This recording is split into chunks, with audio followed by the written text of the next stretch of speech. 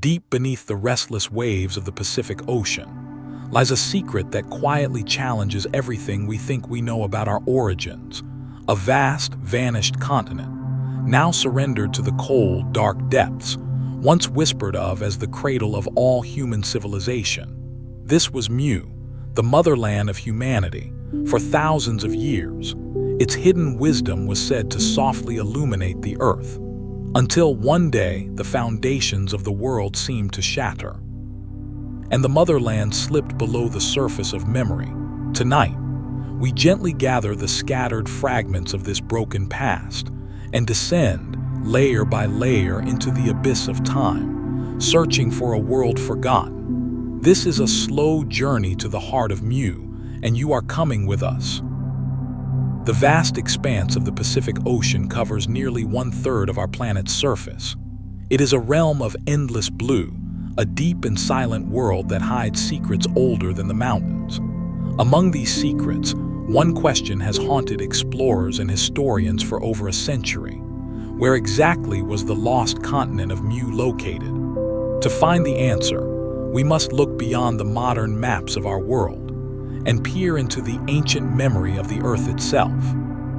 According to the records brought to light by James Churchward, the motherland of Mu was not a small island, but a massive landmass that dominated the central Pacific.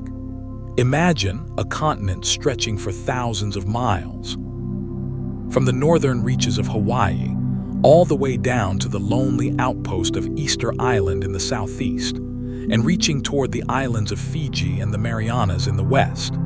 It was a world of rolling green plains, tropical forests, and great navigable rivers, all of which now lie beneath miles of cold, crushing water. Researchers who have studied the legends of the Pacific Islands find a strange consistency in the stories of the elders. From the hills of Tahiti to the shores of Japan, there are whispers of a great land that once stood where now there is only empty sea. In the geography of the mind, Mu was the center of the world. But in the geography of the physical world, its location is a subject of intense scientific and esoteric debate. Churchward's maps describe a continent divided into 3 distinct sections, separated by narrow channels or seas, forming a land bridge that once connected the east to the west. Geologically, the Pacific Basin is home to the Ring of Fire, a volatile circle of volcanoes and tectonic boundaries.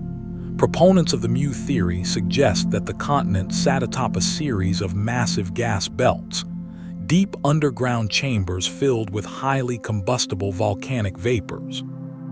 They argue that the location of Mu was dictated by these fragile geological structures, which eventually led to its sudden and violent disappearance.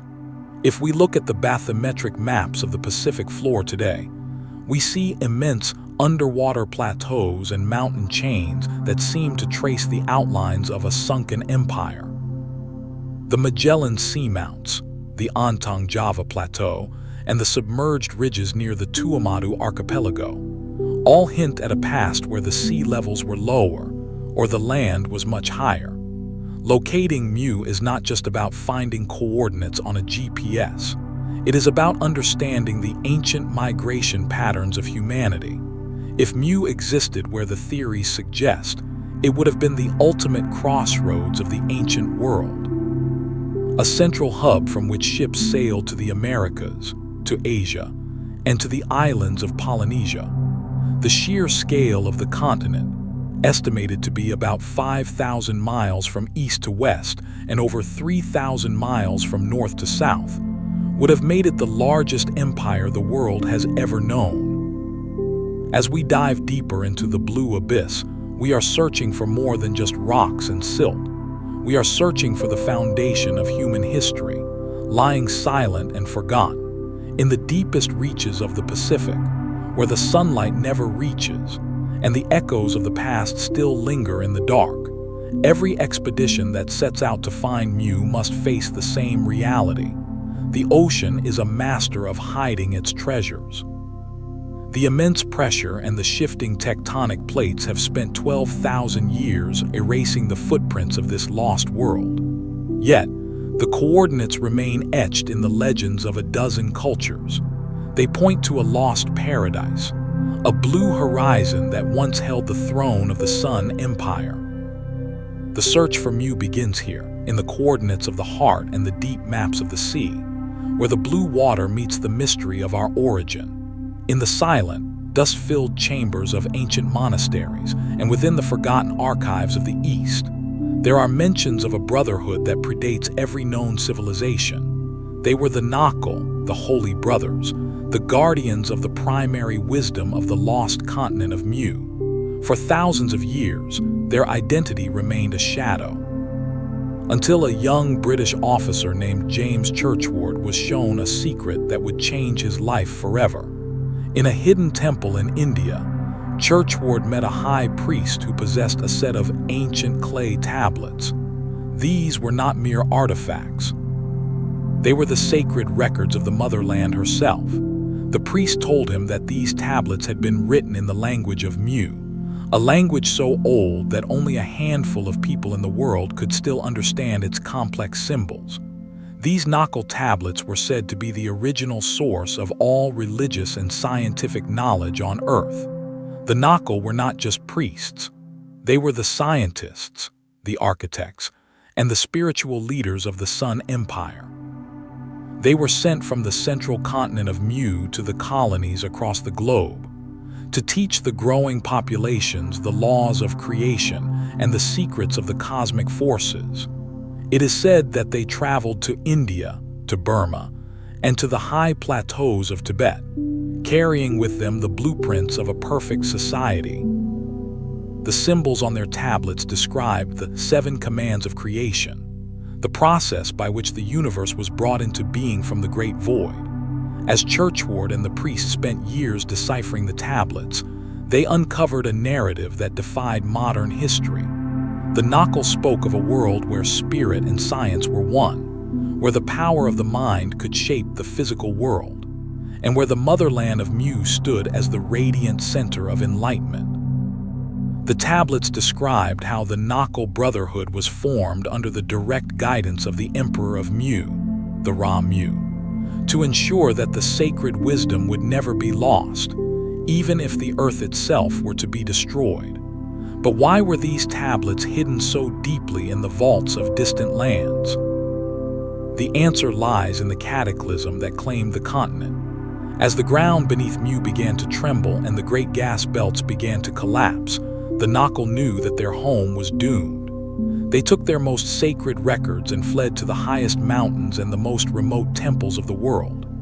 These tablets were the seeds of the future, planted in the soil of India and Tibet, waiting for someone to find them and tell the story of the lost paradise.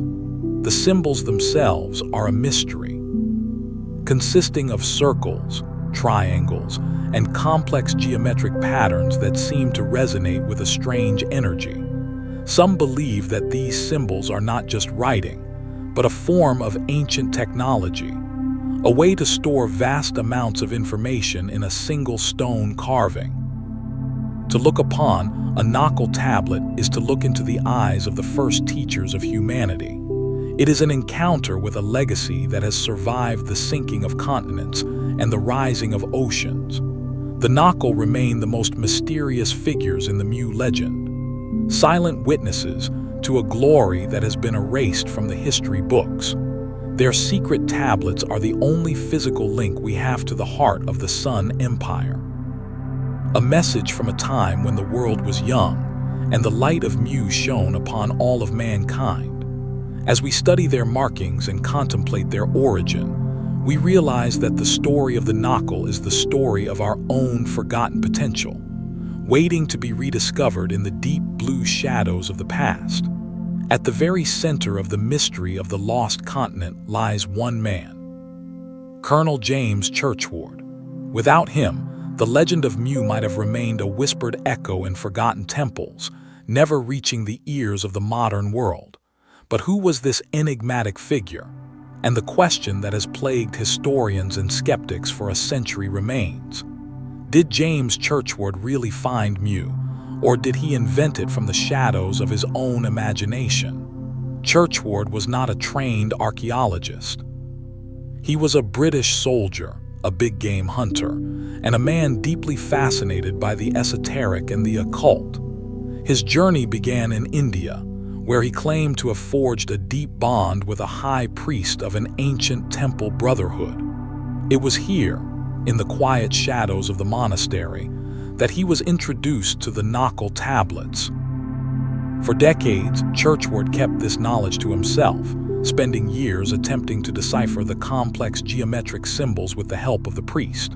When he finally published his findings in his 1926 book, The Lost Continent of Mu, it sent shockwaves through the world.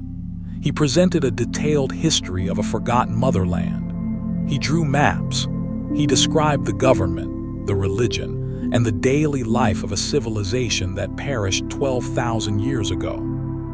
To the public, it was a revelation, a missing piece of the human puzzle that explained the similarities between ancient Egypt, the Maya, and the cultures of Asia.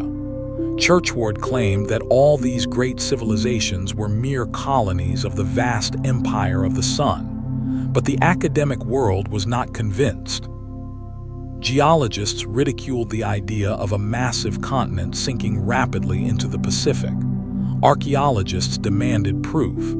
Where were these Naacal tablets? Where was the physical evidence that could be verified by independent experts?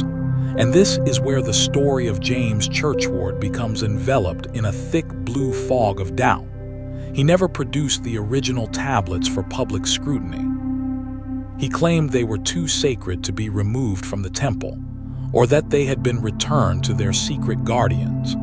Later in his life, Churchward claimed to find further proof in the stone tablets discovered in Mexico by William Niven. He argued that these Mexican tablets completed the story begun in India, offering a dual confirmation of Mu's existence.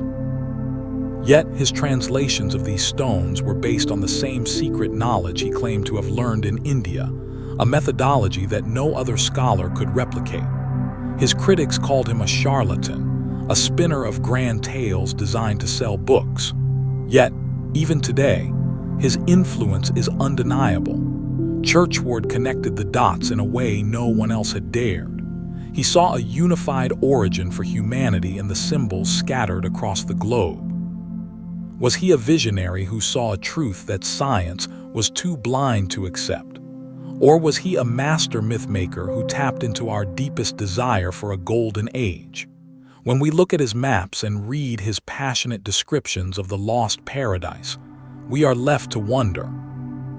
Did he truly peer into the ancient past, or was he merely looking into the blue mirror of his own profound belief?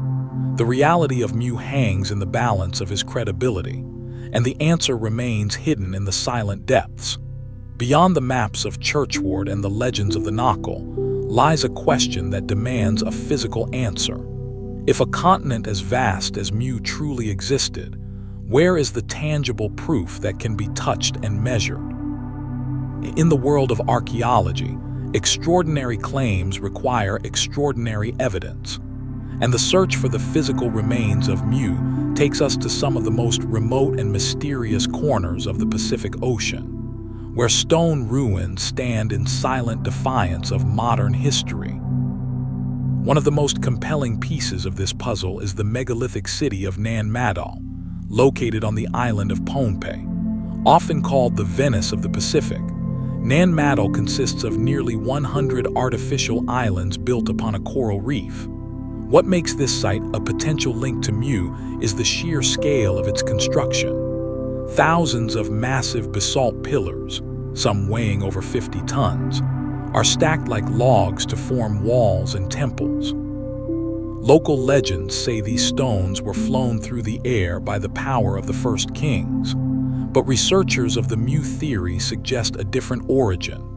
They believe Nan Madol was not a standalone city, but a surviving outpost, a tiny fragment of the vast architecture that once covered the high plains of the motherland. The sheer impossibility of moving such stones across the ocean without advanced technology points to a civilization far more sophisticated than we are told.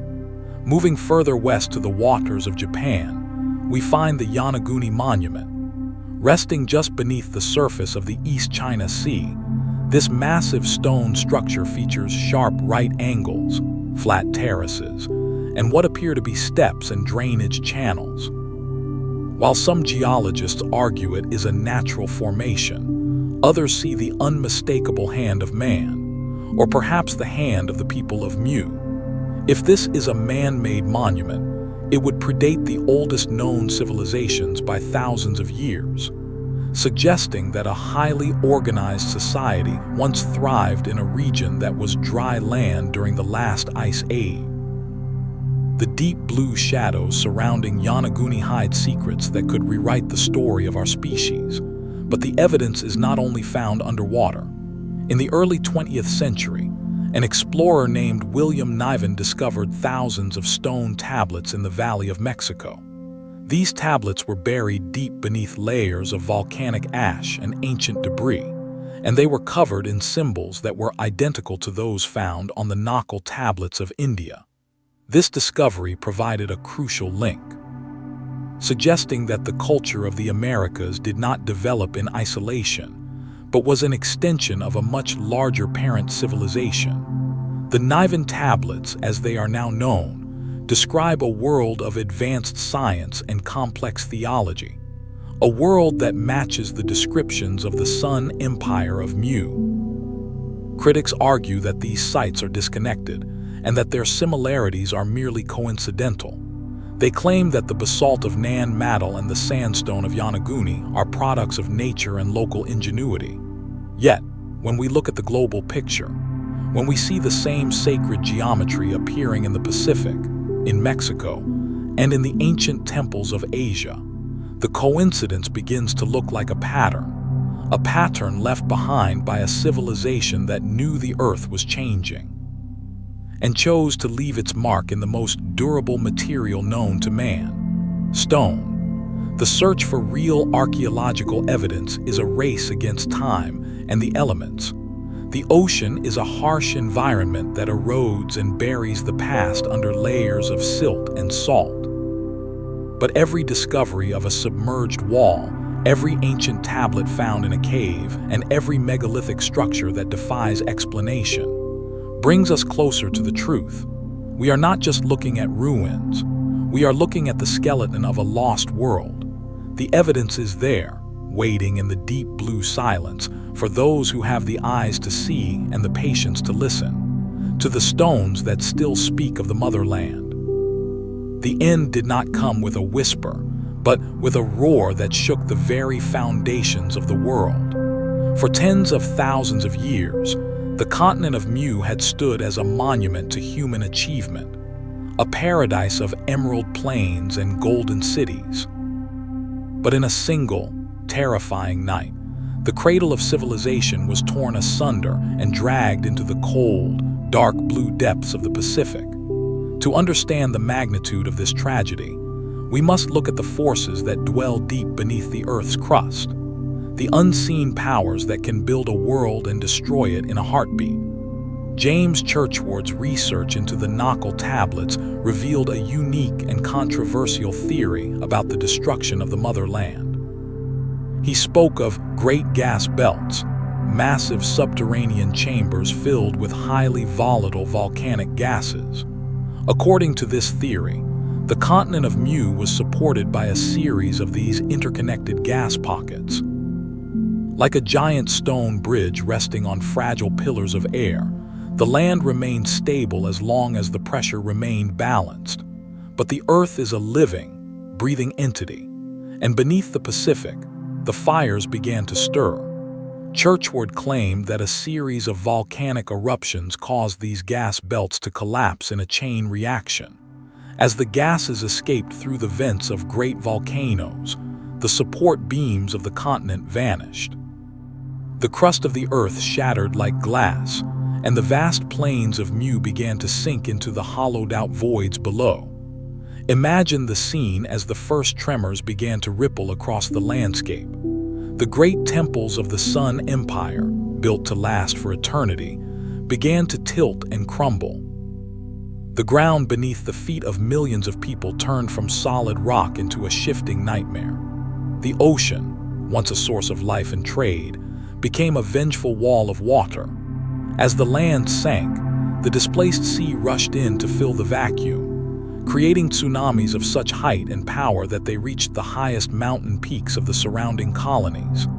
The deep blue of the Pacific turned into a churning graveyard of mud, ash, and broken dreams. Modern science offers a different, yet equally dramatic perspective on what might have happened. The Pacific Ocean is home to the Ring of Fire, the most geologically active region on our planet. Here, tectonic plates are in a constant state of war, sliding beneath one another and triggering massive earthquakes and volcanic chains. While modern geologists argue that a whole continent cannot simply sink overnight, they do acknowledge the reality of rising sea levels at the end of the last ice age. As the great glaciers melted, the oceans rose by hundreds of feet, swallowing low-lying land bridges and coastal civilizations. Perhaps the story of Mu is a distant memory of this gradual drowning, transformed by time and legend into a single night of catastrophic collapse. Yet, there are those who believe that the catastrophe was not entirely natural. Ancient legends from various Pacific cultures speak of a war of the gods, or a misuse of powerful cosmic energies that destabilized the Earth itself. They whisper of a time when the people of Mu reached too far into the secrets of the universe, causing a fracture in the natural order. Whether it was the collapse of gas belts, the shifting of tectonic plates, or a spiritual fall from grace, the result remains the same. A world that once was became a world that is no more. The sinking of Mu left a scar on the collective memory of humanity. It is the origin of the Great Flood myths that appear in almost every culture on Earth, from the Sumerians to the Maya, from the Hindus to the Greeks. They all remember a time when the waters rose and the old world vanished. As we look out over the calm, blue horizon of the Pacific today, it is hard to imagine the chaos that once reigned here.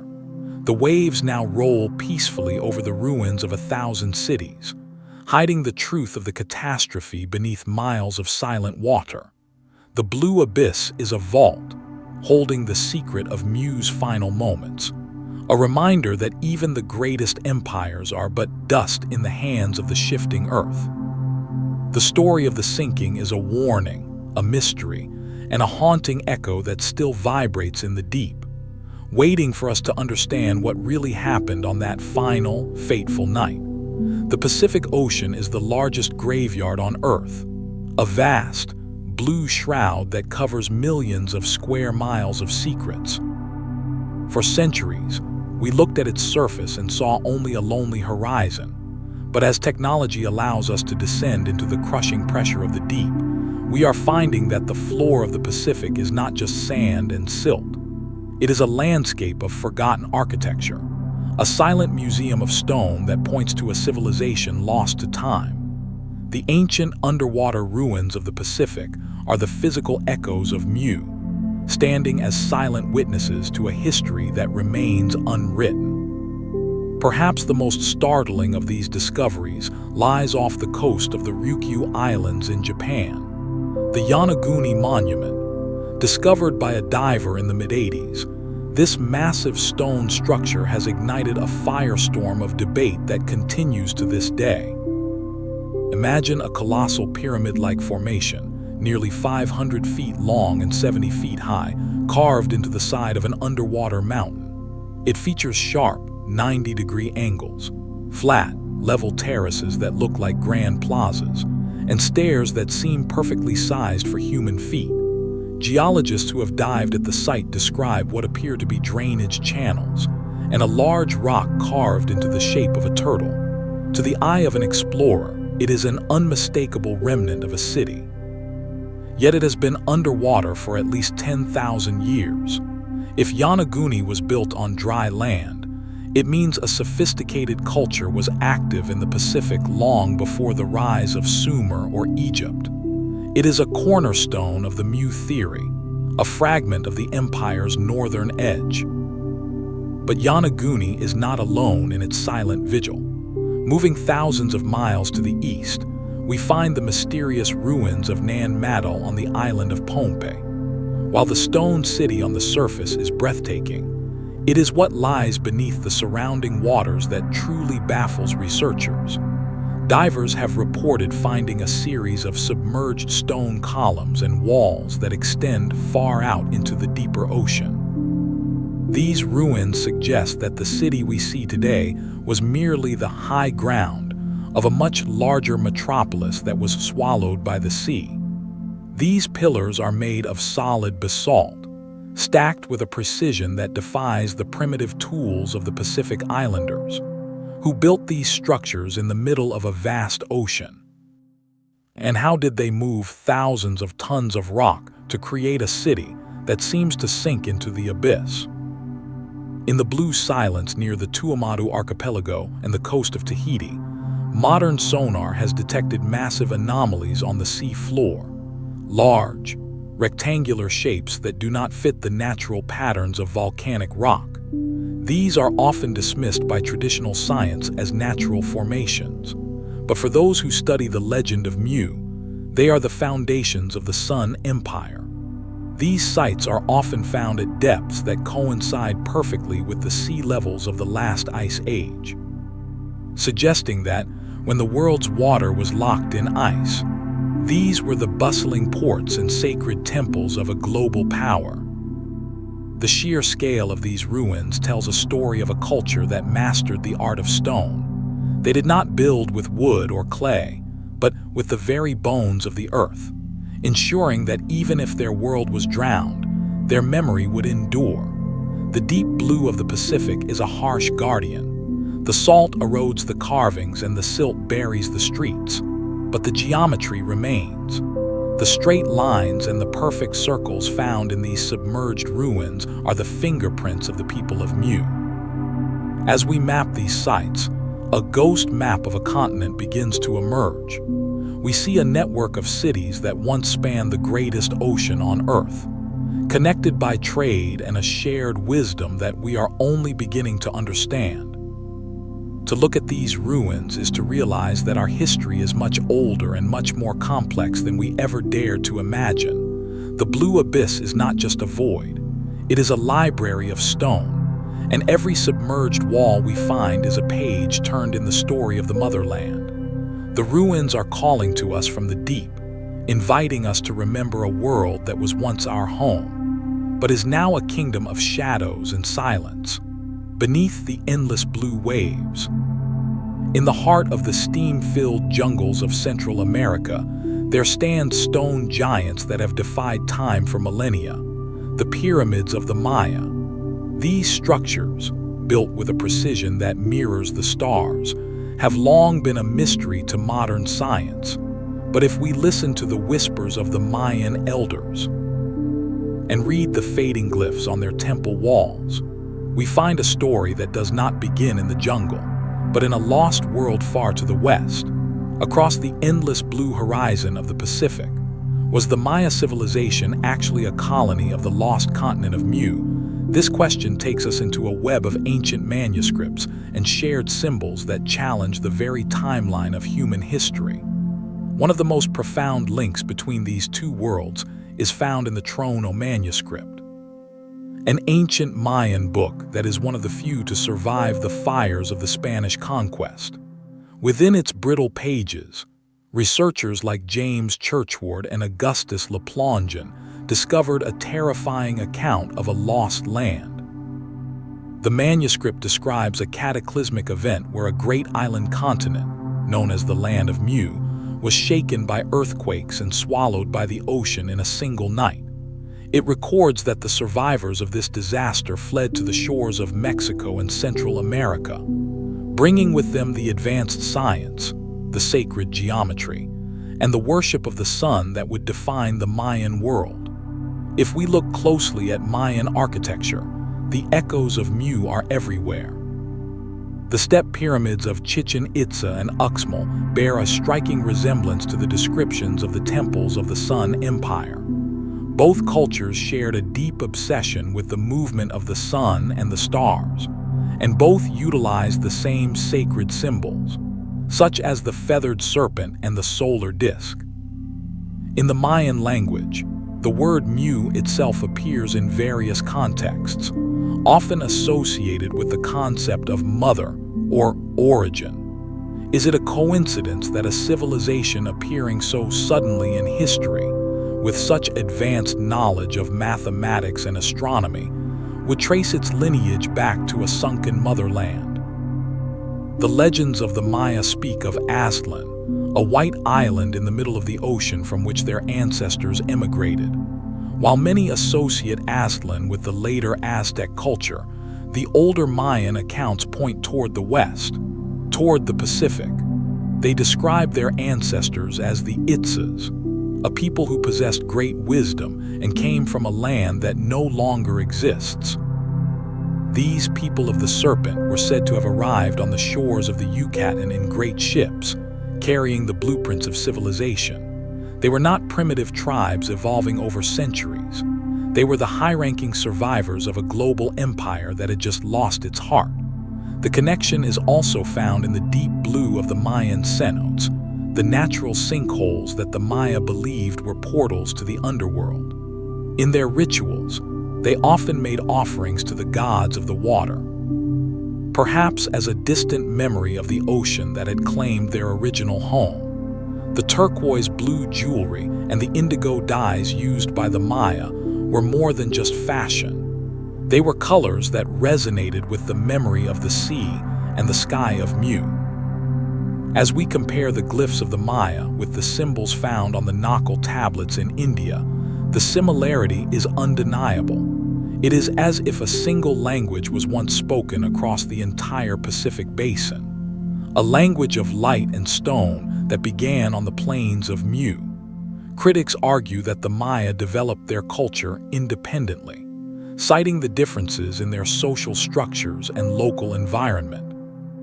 But how do we explain the sudden appearance of a fully formed calendar system that is more accurate than the one we use today? How do we explain their knowledge of the planet Venus and the cycles of the galaxy? This level of wisdom does not appear from nowhere. It is the legacy of a parent civilization, a gift from a mother who perished so that her children could live on in a new land.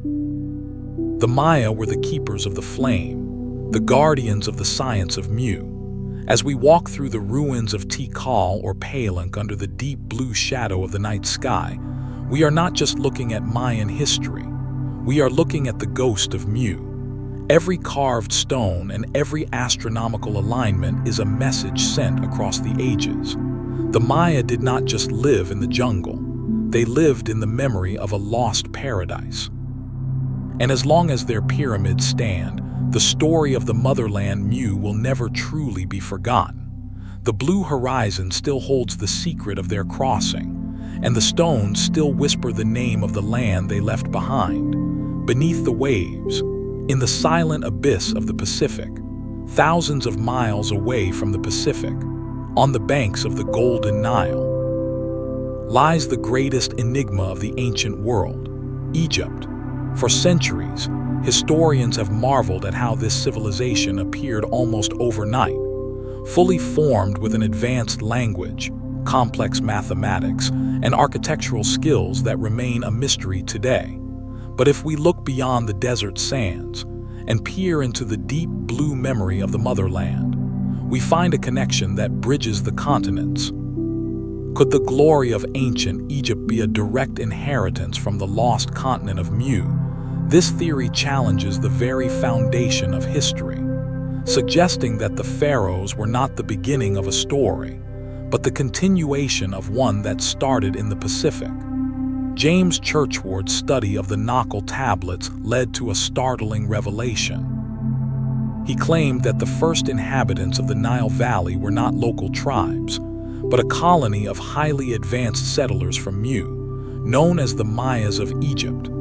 These pioneers brought with them the sacred, inspired writings of the motherland, which eventually evolved into the complex religious system of the Egyptians. The very name of the Egyptian sun god, Ra, is said to be a direct link to the emperor of Mu, who held the title of Ra Mu.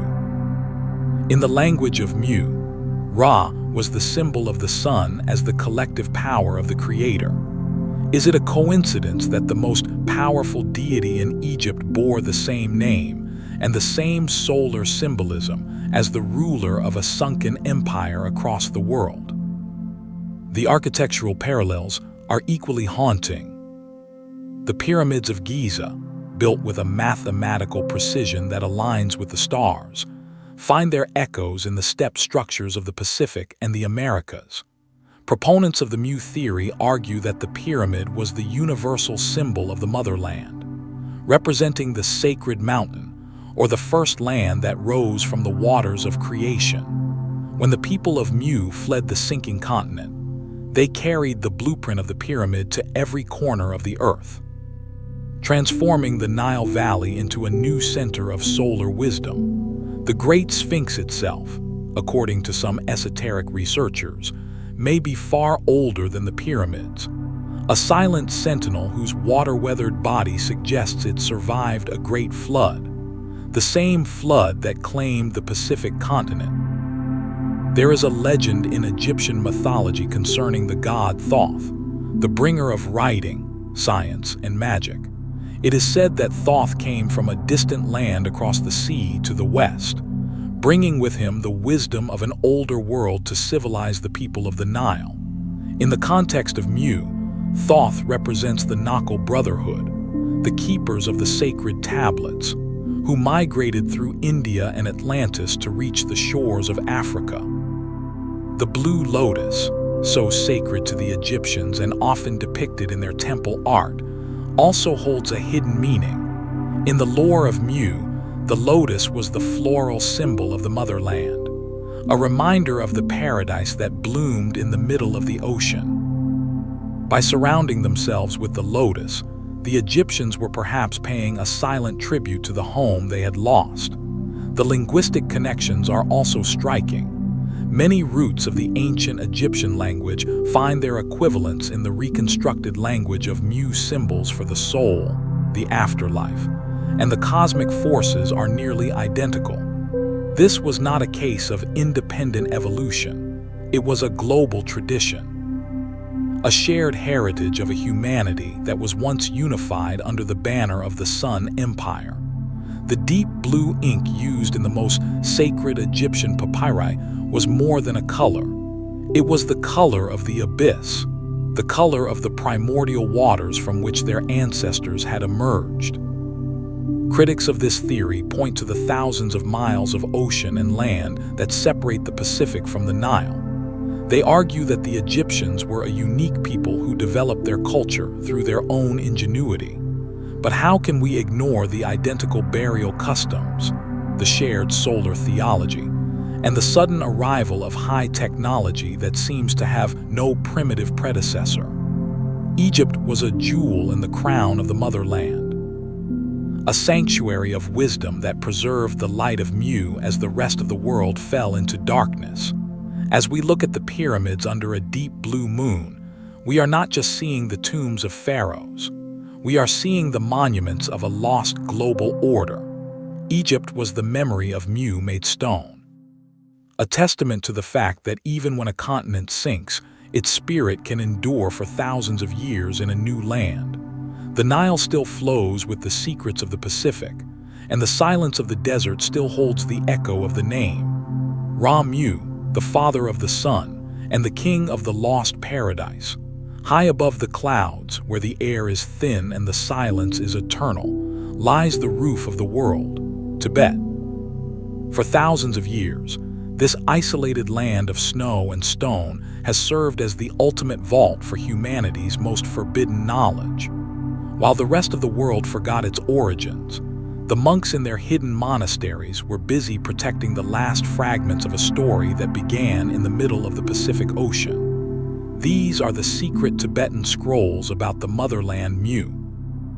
documents that claim we are not who we think we are, and that our true home lies beneath the blue waves.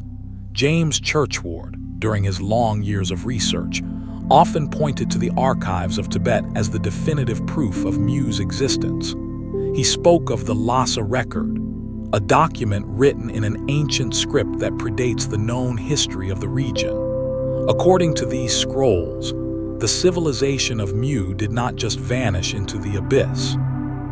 It sent its wisest sons and daughters to the furthest reaches of the planet to preserve the flame of civilization. Tibet was chosen as a sanctuary because of its extreme altitude, a place where the rising waters of the Great Cataclysm could never reach. The scrolls describe Mu as the Motherland, the source from which all the spiritual and scientific currents of the world flowed. They speak of a time when the earth was illuminated by a single truth, a truth that the Naacal Brotherhood brought from the Pacific to the Himalayas. In these ancient texts, Mu is depicted as a land of 7 great cities, where the people lived in harmony with the cosmic forces. The scrolls contain detailed descriptions of the Sun Empire, its laws, its art, and its profound understanding of the human soul. But more importantly, they contain a terrifyingly detailed account of the continent's final hours. One specific scroll describes the night of the destruction with a clarity that is chilling. It tells of the sky turning a bruised indigo and the earth groaning like a wounded giant. It speaks of the foundations of the mountains giving way, and the great motherland sinking into the mouth of the abyss. The survivors who reached the shores of India and then climbed into the high plateaus of Tibet carried this trauma in their hearts, and they vowed that the name of Mu would never be erased from the memory of the earth. This is why the Tibetan tradition is so deeply rooted in the concept of a hidden kingdom. Like Shambhala or Agartha, which many researchers believe are actually spiritual echoes of the original Mu. The language of these scrolls is a bridge between the physical and the metaphysical. They use symbols that are nearly identical to those found on the Naacal tablets in India and the Mayan ruins in Mexico. This universal language of Mu suggests that there was once a global network of wisdom, and Tibet was its highest library. The deep blue ink used in these manuscripts, often made from ground lapis lazuli and other rare minerals, was a tribute to the celestial nature of the motherland. To the Tibetan keepers of this knowledge, Mu was not just a place on a map. It was a state of being, a golden age that they are still waiting to return. As we translate these brittle scrolls under the cold blue light of a Himalayan night, we realize that history is a cycle of loss and rediscovery. The Tibetans did not just write about the past, they wrote for the future. They knew that one day, humanity would again look toward the Pacific and ask, "Where do we come from?" And the answer would be waiting here, in the thin air of the mountains, preserved in the silent scrolls of the motherland. The connection between Tibet and Mu is a golden thread that runs through the tapestry of our existence, reminding us that even in the darkest ages, a small light was kept burning, waiting for us to find our way back home, back to the blue silence of our origins, back to the memory of Mu. In the annals of lost history, 2 names stand above all others: Atlantis and Mu. For centuries, the world has been captivated by the story of a sunken paradise, an empire of incredible power that vanished beneath the waves. But while the name of Atlantis has echoed through the halls of philosophy and literature since the time of Plato, the name of Mu whispered from the older chronicles of the East. This brings us to one of the most profound debates in the study of our hidden past. Which of these 2 was the true first empire? And what was the relationship between the kingdom of the Atlantic and the motherland of the Pacific? To understand the difference, we must first look at the timeline of human memory. Atlantis is often described as a great maritime power that flourished around 11,000 years ago. According to the dialogues of Timaeus and Critias, it was a world of concentric rings, of silver and orichalcum, and of kings who sought to conquer the Mediterranean. However, the records of Mu, found in the Naacal tablets and the ancient scrolls of Tibet, point to a much older origin. These texts describe Mu as the Motherland, a continent that had already reached its peak when Atlantis was still a developing colony. In the grand hierarchy of the ancient world, Mu was the teacher, and Atlantis was the student. James Churchward argued passionately that Atlantis was not an independent civilization, but a westward colony of the Sun Empire. He claimed that as the population of Mu grew, they expanded across the globe, traveling east to the Americas and west to Asia and beyond. Atlantis, located in the middle of the Atlantic Ocean, was the bridge between Mu's American colonies and the shores of Europe and Africa. This would explain why both empires shared nearly identical symbols: the solar disk, the winged serpent, and the obsession with pyramid building. If Mu was the roots of the tree of humanity, Atlantis was one of its most powerful branches. Both were children of the same blue horizon, yet they served different roles in the history of our species. The philosophical differences between the two are equally fascinating. Mu is often depicted as a spiritual and scientific utopia, a land where the people lived in perfect harmony with the laws of the Creator, and where the Naacal Brotherhood guarded the sacred wisdom of the cosmic forces. Atlantis, on the other hand, is frequently remembered for its technological and military might, and its eventual fall from grace due to pride and the misuse of power. It is as if Mu represented the soul of ancient humanity, while Atlantis represented its intellect and ambition. When we look at the ruins on the ocean floor today, we are seeing the remains of two different experiments in civilization, one that sought heaven and one that sought to dominate the earth. Geologically, the two empires were mirrors of one another. Both were situated over volatile volcanic zones. Atlantis in the mid-Atlantic ridge and Mu in the Pacific Ring of Fire, and both met their end in the same way, through a sudden and violent cataclysm that reshaped the face of the planet. Some researchers suggest that the sinking of Mu actually preceded the destruction of Atlantis by several thousand years, causing a global shift in sea levels and tectonic stability that eventually doomed the Atlantic Empire as well. The deep blue waters that now cover both continents are the silent keepers of this shared tragedy. So, which was the first empire? If we follow the oldest records and the most ancient traditions of the East and the Americas, the answer points clearly to Mu. It was the primary source, the original garden from which the seeds of civilization were scattered.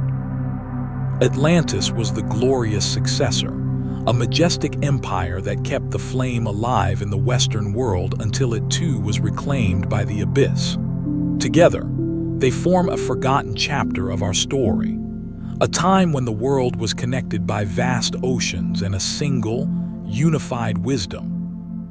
As we descend into the blue silence to compare these two sunken giants, we realize that they are two sides of the same coin. Both tell the story of human greatness and human fragility. Both remind us that even the most powerful empires can be erased by the shifting of the earth. The debate between Atlantis and Mu is not just about coordinates on a map. It is about understanding the very foundation of our identity. We are the descendants of two lost worlds, searching for our reflection in the deep blue mirrors of the Atlantic and the Pacific, and wondering if the glory they once held will ever rise again. Off the southern coast of Japan, where the currents of the East China Sea meet the vast Pacific abyss, lies a structure that has baffled the scientific world for over 40 years. The Yonaguni Monument, discovered by accident in 1986 by a diver searching for hammerhead sharks, this massive stone formation rises from the sea floor like a silent fortress from another age. Is it a masterpiece of nature? Or is it the most tangible evidence we have for the existence of the lost continent of Mu? The deep blue silence surrounding these stones holds a secret that could rewrite the history of our species. The monument itself is a colossal monolithic structure, stretching nearly 500 feet in length and rising over 70 feet from the depths. What makes Yonaguni so controversial are its features that seem far too precise to be the work of mere erosion. There are perfectly flat terraces that look like grand ceremonial plazas. There are sharp, right-angled corners that defy the typical patterns of natural rock formation. And most hauntingly, there are steps, narrow stone stairs that seem designed for human feet to climb toward a temple that no longer exists. To look at Yonaguni through the dark blue lens of the ocean is to see the ghost of an empire. Professor Masaki Kimura of the University of the Ryukyus has spent decades diving at the site, and his findings are startling.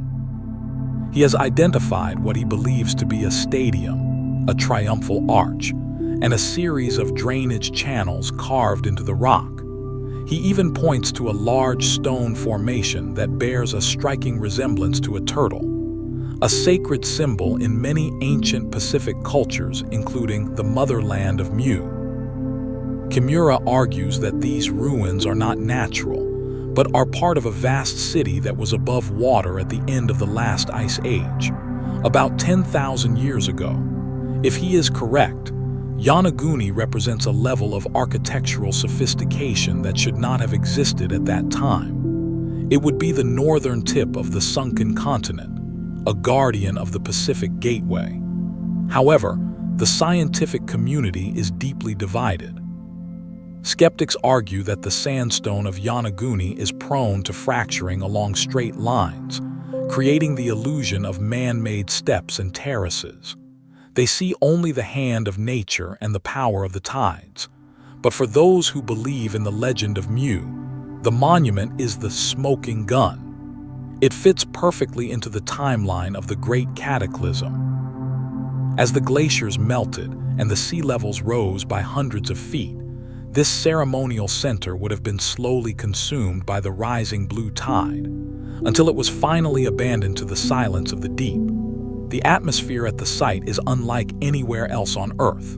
The water is often a piercing, cold blue, and the visibility can be so clear that the monument feels like it is floating in the air.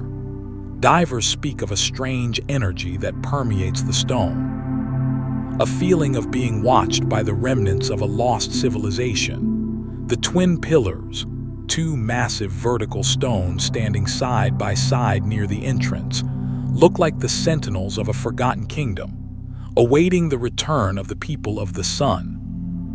These structures were built to endure for eternity, and even after 10,000 years beneath the waves, their geometry remains a challenge to our understanding of the past. The mystery of Yonaguni is more than just a geological debate.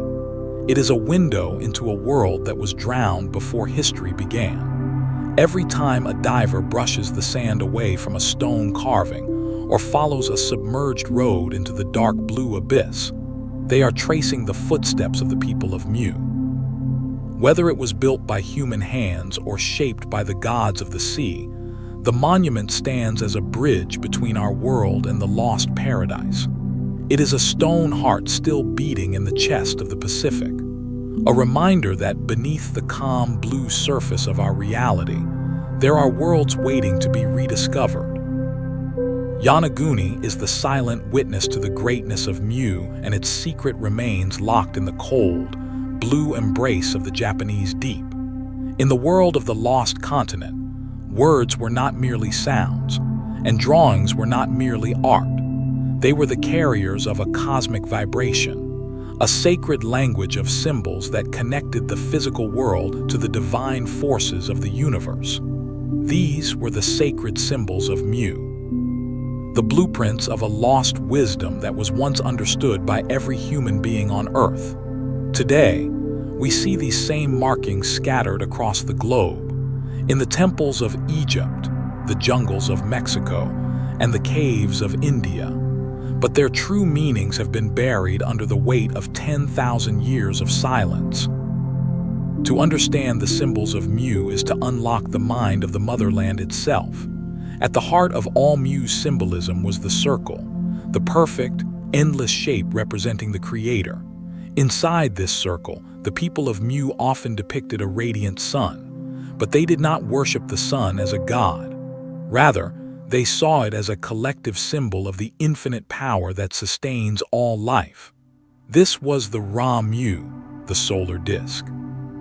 Every time we see a sun symbol on an ancient ruin, whether it is a Mayan temple or a Japanese shrine, we are looking at a fingerprint of the motherland.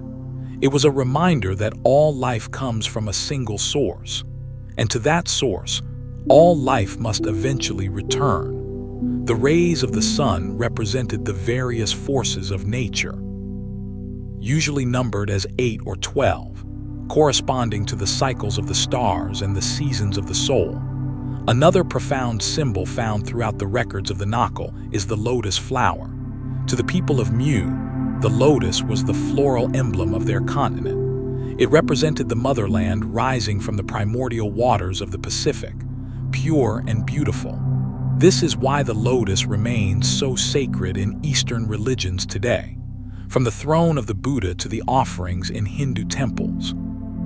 It is a genetic memory of a land that bloomed in the middle of the ocean, only to be reclaimed by the deep blue tide. When you see the blue lotus in Egyptian art, you are seeing a tribute to a lost paradise, a symbol of rebirth that was carried from the sinking plains of Mu to the banks of the Nile. Then, there is the mystery of the triangle and the number 3. Many of the tablets discovered by Churchward show a triangle pointing upward, often with an eye or a circle at its center. This represented the 3-part division of the continent of Mu, which was said to be split into 3 distinct landmasses separated by narrow seas. But it also had a deeper metaphysical meaning. The trinity of the mind, the body, and the spirit. This sacred geometry was the foundation of their architecture, which is why we see pyramids on almost every continent.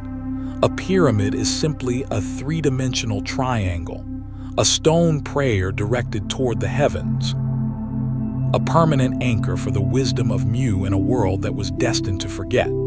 Perhaps the most enigmatic of all symbols is the feathered serpent. Known as Quetzalcoatl to the Aztecs and Cuculcan to the Maya, this figure is often dismissed as a mythological creature. But in the secret lore of Mu, the serpent represented the earth and its magnetic forces, while the feathers represented the spirit and the air. The combination of the two symbolized the master of the two worlds, a title given to the high initiates of the Naacal Brotherhood who could navigate both the physical and spiritual realms. When these teachers fled the sinking continent, they were remembered as serpents of wisdom, who brought the light of civilization to the primitive tribes of the world. These symbols were not chosen at random. They were designed to resonate with the human subconscious, even after the language of Mu was forgotten. They are a silent language that bypasses the intellect and speaks directly to the soul. As we trace these carvings under the cold blue light of the deep ocean, we begin to see a pattern, a global web of information that was woven together by a single culture.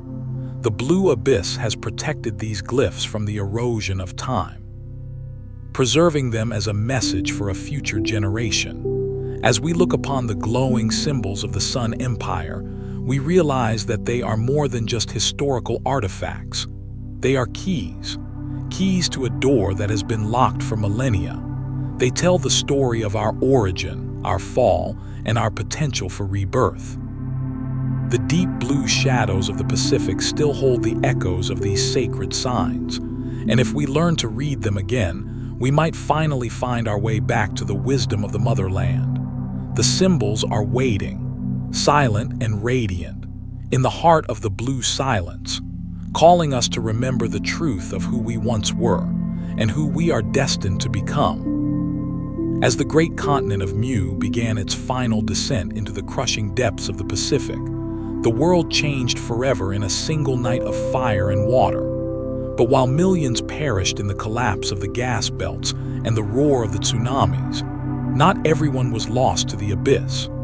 The records of the Naacal and the legends of the Pacific Islands tell a gripping story of a great exodus.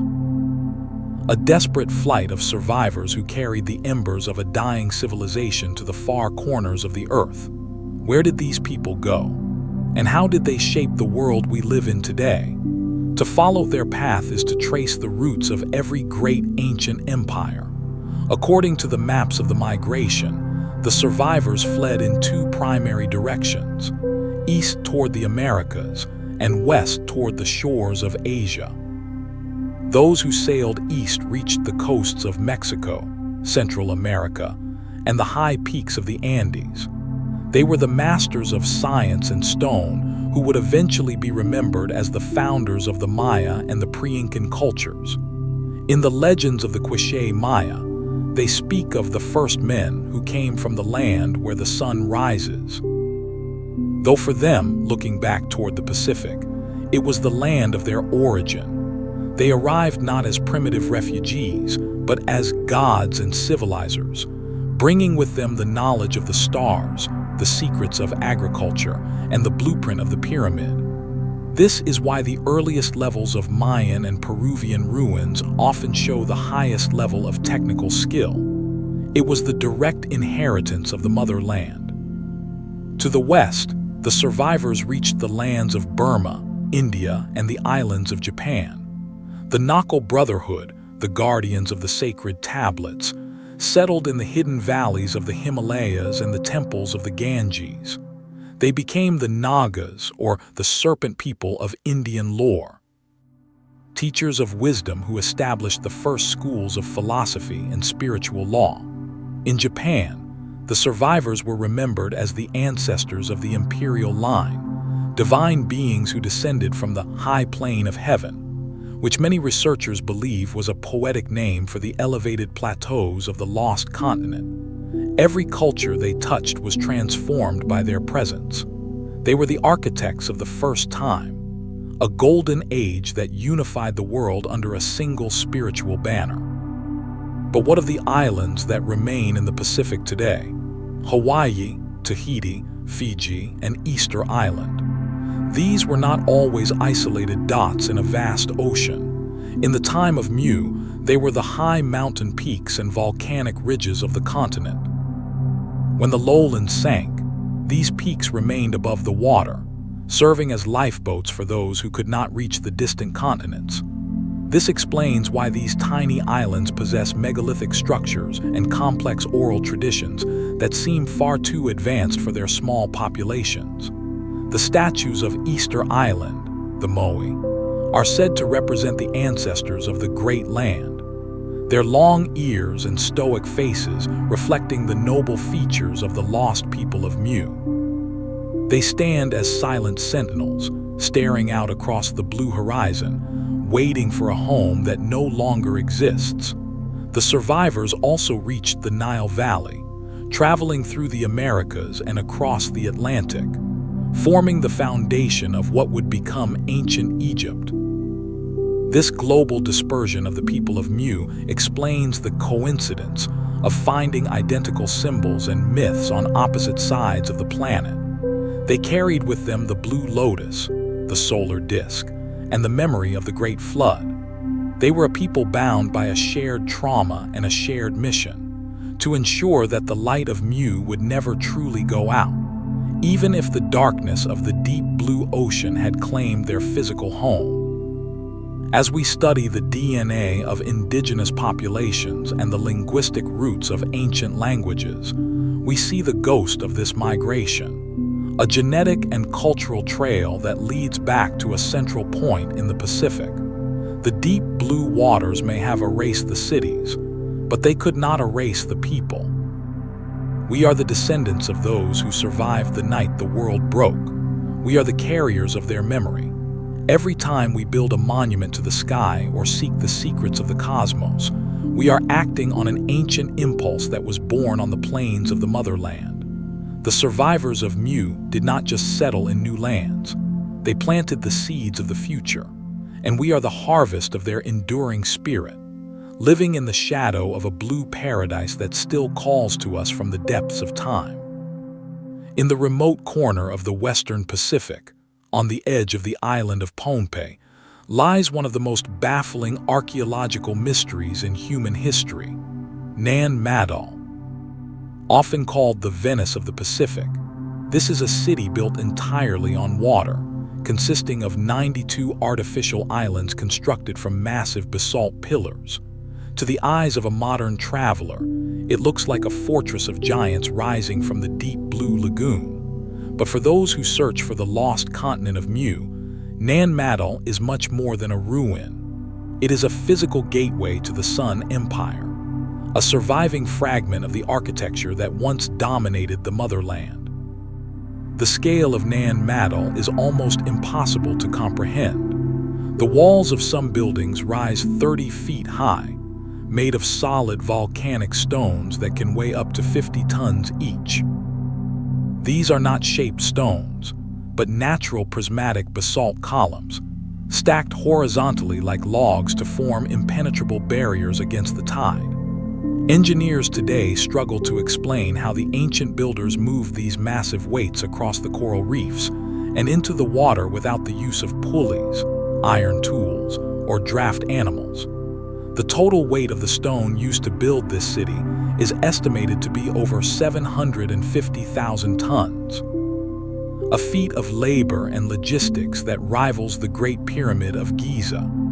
Local legends of the Pohnpeian people tell a story of two twin sorcerers named Alasipa and Alasopa, who arrived in a great ship from a lost land to the west. They were said to possess the power of levitation, using a dragon's breath or divine sound to fly the massive stones through the air and place them into position. While modern science dismisses these tales as folklore, researchers of the Mu theory see them as a distorted memory of high technology. They suggest that the builders were descendants of the Naacal Brotherhood, carrying the lost science of acoustics and anti-gravity from the sinking plains of Mu. If we look at Nan Madol through the lens of a sunken continent, its design begins to make sense. The city was not built as an isolated palace, but as a ceremonial hub or a sacred port. Divers exploring the waters surrounding the ruins have reported finding even deeper structures. Submerged stone columns and walls that lead further out into the dark blue abyss of the Pacific. This suggests that the Nan Madol we see today was merely the highest point of a much larger metropolis, a city that was largely consumed when the foundations of Mu collapsed and the sea levels rose. It stands today as a high water mark, a reminder of where the land once met the sky before the Great Cataclysm. The atmosphere within the canals of Nan Madol is heavy with a silence that feels thousands of years old. The deep blue water flows through the stone narrow ways, slowly eroding the basalt that has stood for millennia. There is a strange sense of abandonment here, as if the inhabitants left in a great hurry, or were swallowed by the very ocean they tried to conquer. Some say the city is cursed, and that the spirits of the Katao, the people of the sun, still guard the submerged vaults. To walk among these stones is to feel the weight of a civilization that understood the earth in a way we have forgotten. As we map the location of Nan Madol and compare its construction to the ruins of Yonaguni and the megaliths of the Andes, a global pattern emerges. A pattern of massive stonework designed to endure the end of the world. Nan Madol was not an accident of history. It was a deliberate monument to the endurance of the motherland. The deep blue currents that swirl around its pillars are the same currents that once flowed past the palaces of the Sun Empire. And as we gaze into the dark water, we are looking into the eyes of Mu herself. The city is a bridge between the world above and the world below, a stone echo of a paradise that refused to be forgotten, and a testament to the fact that even in the middle of a vast and lonely ocean, the legacy of the First Empire remains standing, defiant against the waves. and the silence of the deep, forever blue and forever mysterious, while the stone islands of Nan Madol capture the imagination of those on the surface. The true secrets of the island of Pohnpei lie hidden beneath the crushing weight of the Pacific, in the dark blue silence where the sunlight can no longer reach. To many, the ruins on the reef are just the tip of a much larger, much older iceberg. Explorers and local divers have long whispered of the other city, a mirror image of Nan Madol that exists entirely underwater, extending far beyond the coral barrier and descending into the deep trenches of the ocean floor. These are the Pohnpei mysteries and the submerged walls, the silent tombstones of a world that refused to be entirely erased by the Great Cataclysm. For decades, reports have surfaced of massive stone pillars and paved roads found at depths of over 100 feet, far beyond the reach of traditional archaeological tools. These are not random boulders scattered by the tides, but deliberate, engineered structures that align perfectly with the magnetic north of a forgotten age. Some divers describe seeing vertical walls of basalt that drop straight into the abyss, looking like the foundations of a skyscraper rather than a primitive temple. If these walls were built on dry land, as the theory of Mu suggests, then the coastline of the Pacific was once hundreds of miles further out than it is today. These submerged walls are the physical markers of a continent's edge, the last standing remains of the great ports that once welcomed the ships of the Sun Empire. The oral traditions of the Pohnpeian elders speak of Kan Nai Muin, a time of great kings who could communicate with the stones. They tell of a city called the City of the Dead, which was built beneath the waves as a mirror to the city above. According to these legends, the kings of Mu did not just build on the earth. They understood the cycles of the rising oceans and constructed vaults deep within the bedrock to preserve their most sacred artifacts. Some believe that these submerged walls lead to hidden chambers, sealed by the pressure of the sea, containing the lost science and the golden records of the motherland. The deep blue of the Pacific acts as a guardian, protecting these treasures from those who are not yet ready to handle the power they contain. One of the most chilling mysteries of the Pohnpei waters is the phenomenon of the magnetic blue anomalies. Pilots and sailors passing over the region have reported strange malfunctions in their instruments, as if a massive power source lies dormant on the sea floor. Researchers who favor the Mu hypothesis suggest that these anomalies are caused by the power crystals or advanced energy systems mentioned in the Naacal tablets.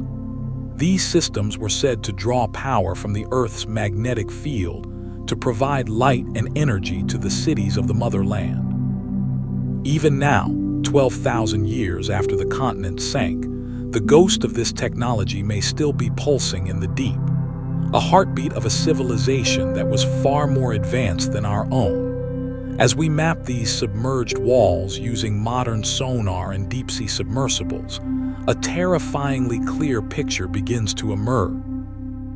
We see a network of structures that connect the various islands of the Pacific into a single, unified landmass. The walls are not isolated ruins. They are part of a global infrastructure that was designed to endure for eternity. The precision of the stonework seen in the deep blue abyss is identical to that found in Egypt and the Andes. It is a signature in stone, a mark of the architects of Mu. They built with the intent to leave a message that can only be read by those brave enough to descend into the darkness. The mystery of Pohnpei is far from solved.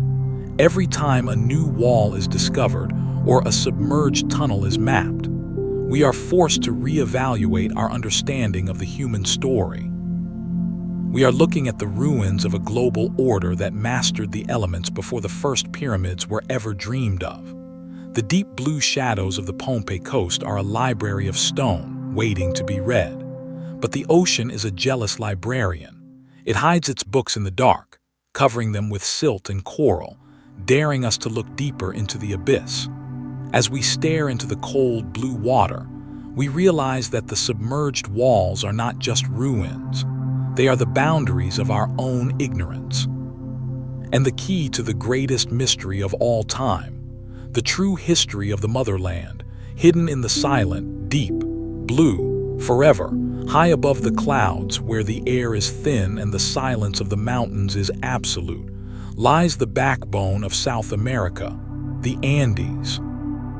For centuries, these jagged peaks have guarded the ruins of civilizations that were old long before the first Inca ever drew breath.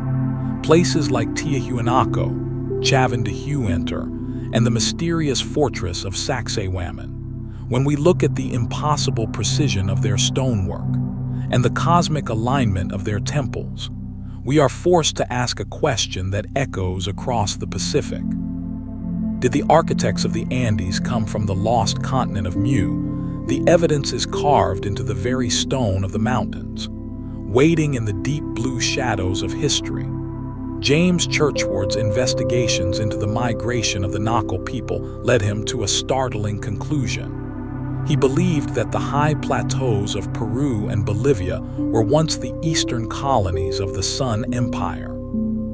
According to the ancient records, as the Pacific continent began to fragment and sink, the elite architects and priests fled toward the rising sun.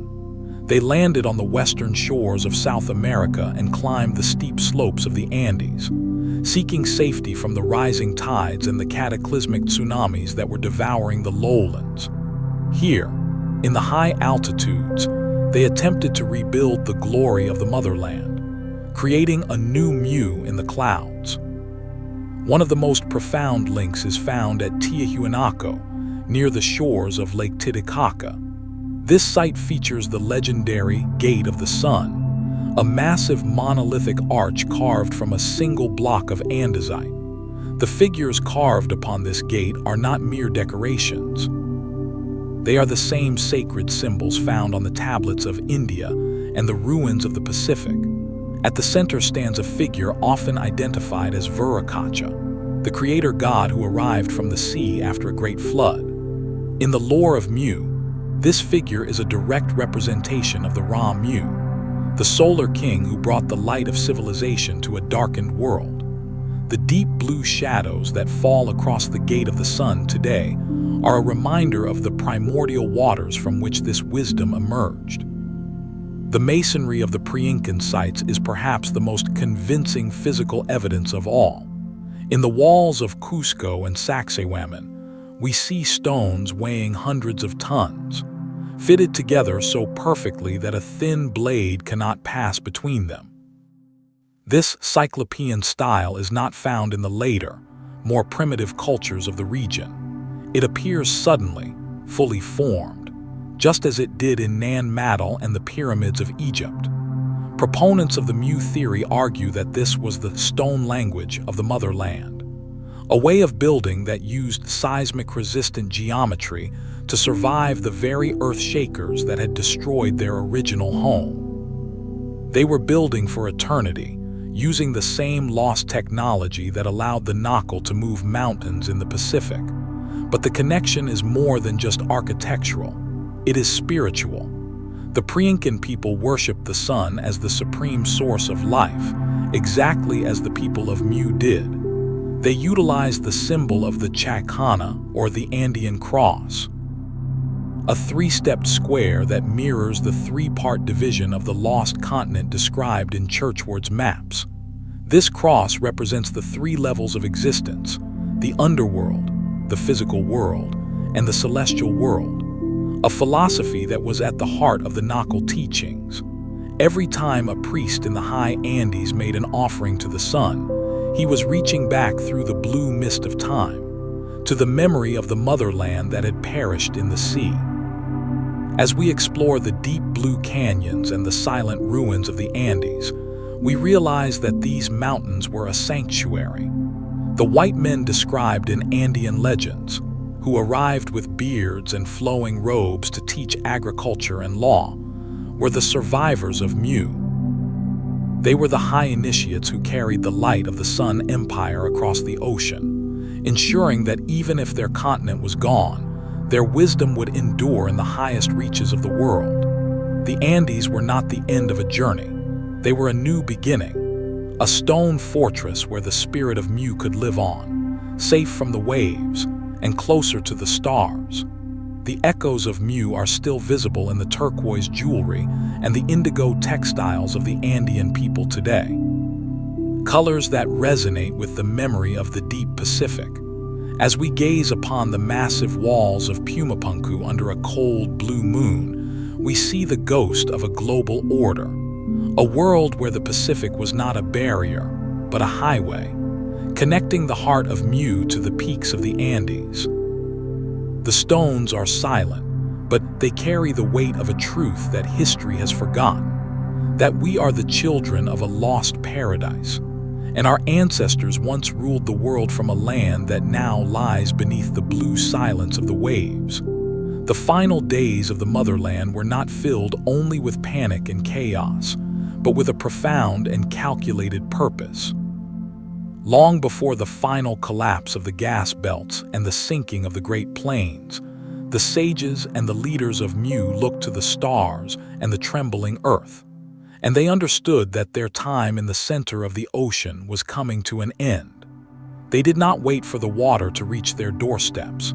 They began what history would later remember as the Great Migration, a global effort to spread the seed of the first civilization across the entire face of the earth, ensuring that even if the heart stopped beating, the spirit of Mu would live on in 1,000 different lands.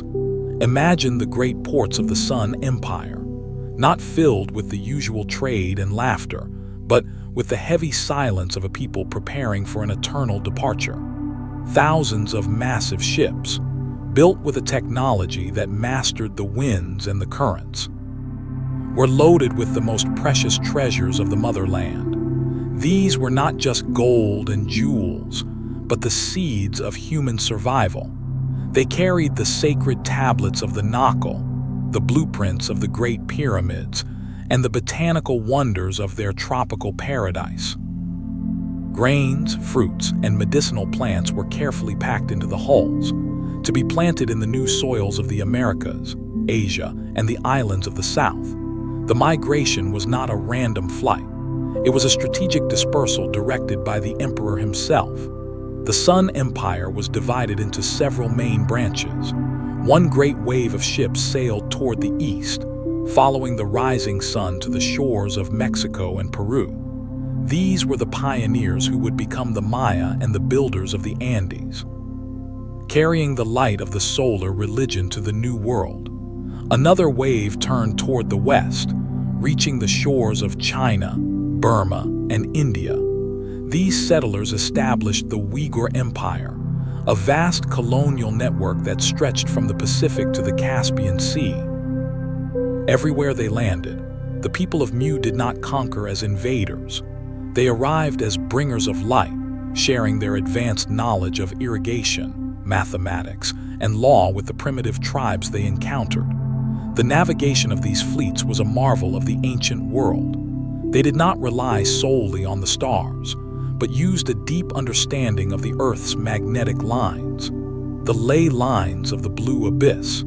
They followed the invisible currents of energy that flow through the oceans like veins, moving with a precision that modern historians still struggle to explain. To the people of Mu, the Pacific was not a barrier. It was a highway, a blue mirror of the heavens that guided them to their destiny.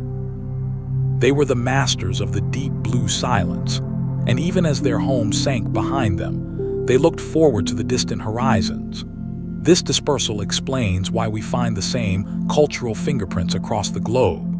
It is why the word for mother is similar in languages separated by thousands of miles, why the symbol of the serpent and the sun appears in both the deserts of Egypt and the jungles of the Yucatan.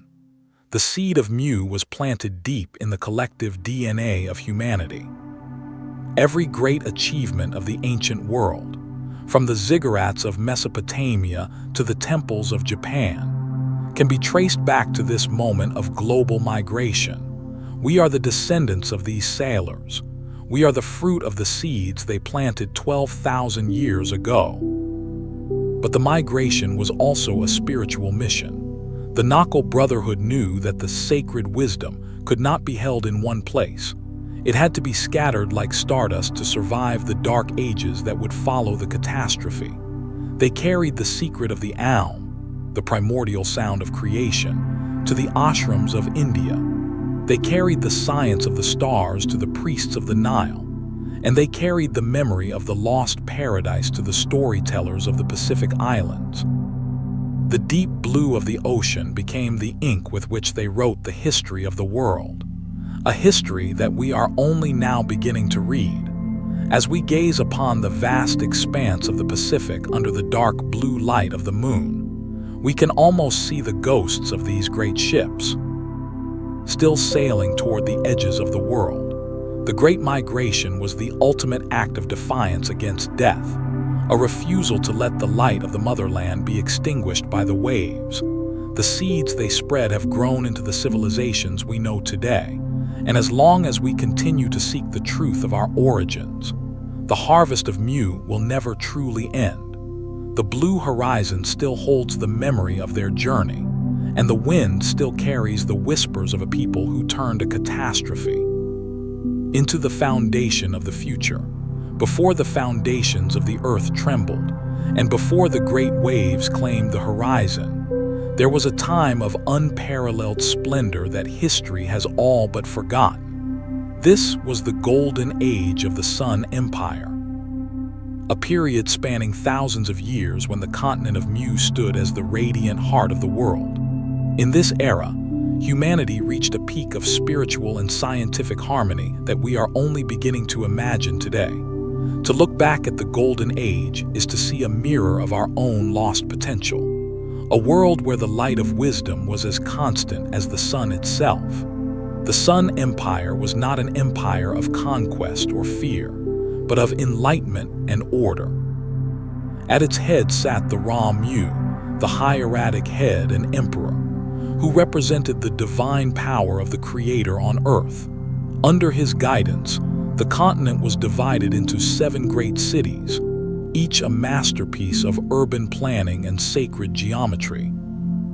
These cities were connected by a network of grand paved roads and wide canals that glowed with a soft blue light at night, a light produced by an advanced understanding of natural energies that required no fire or oil.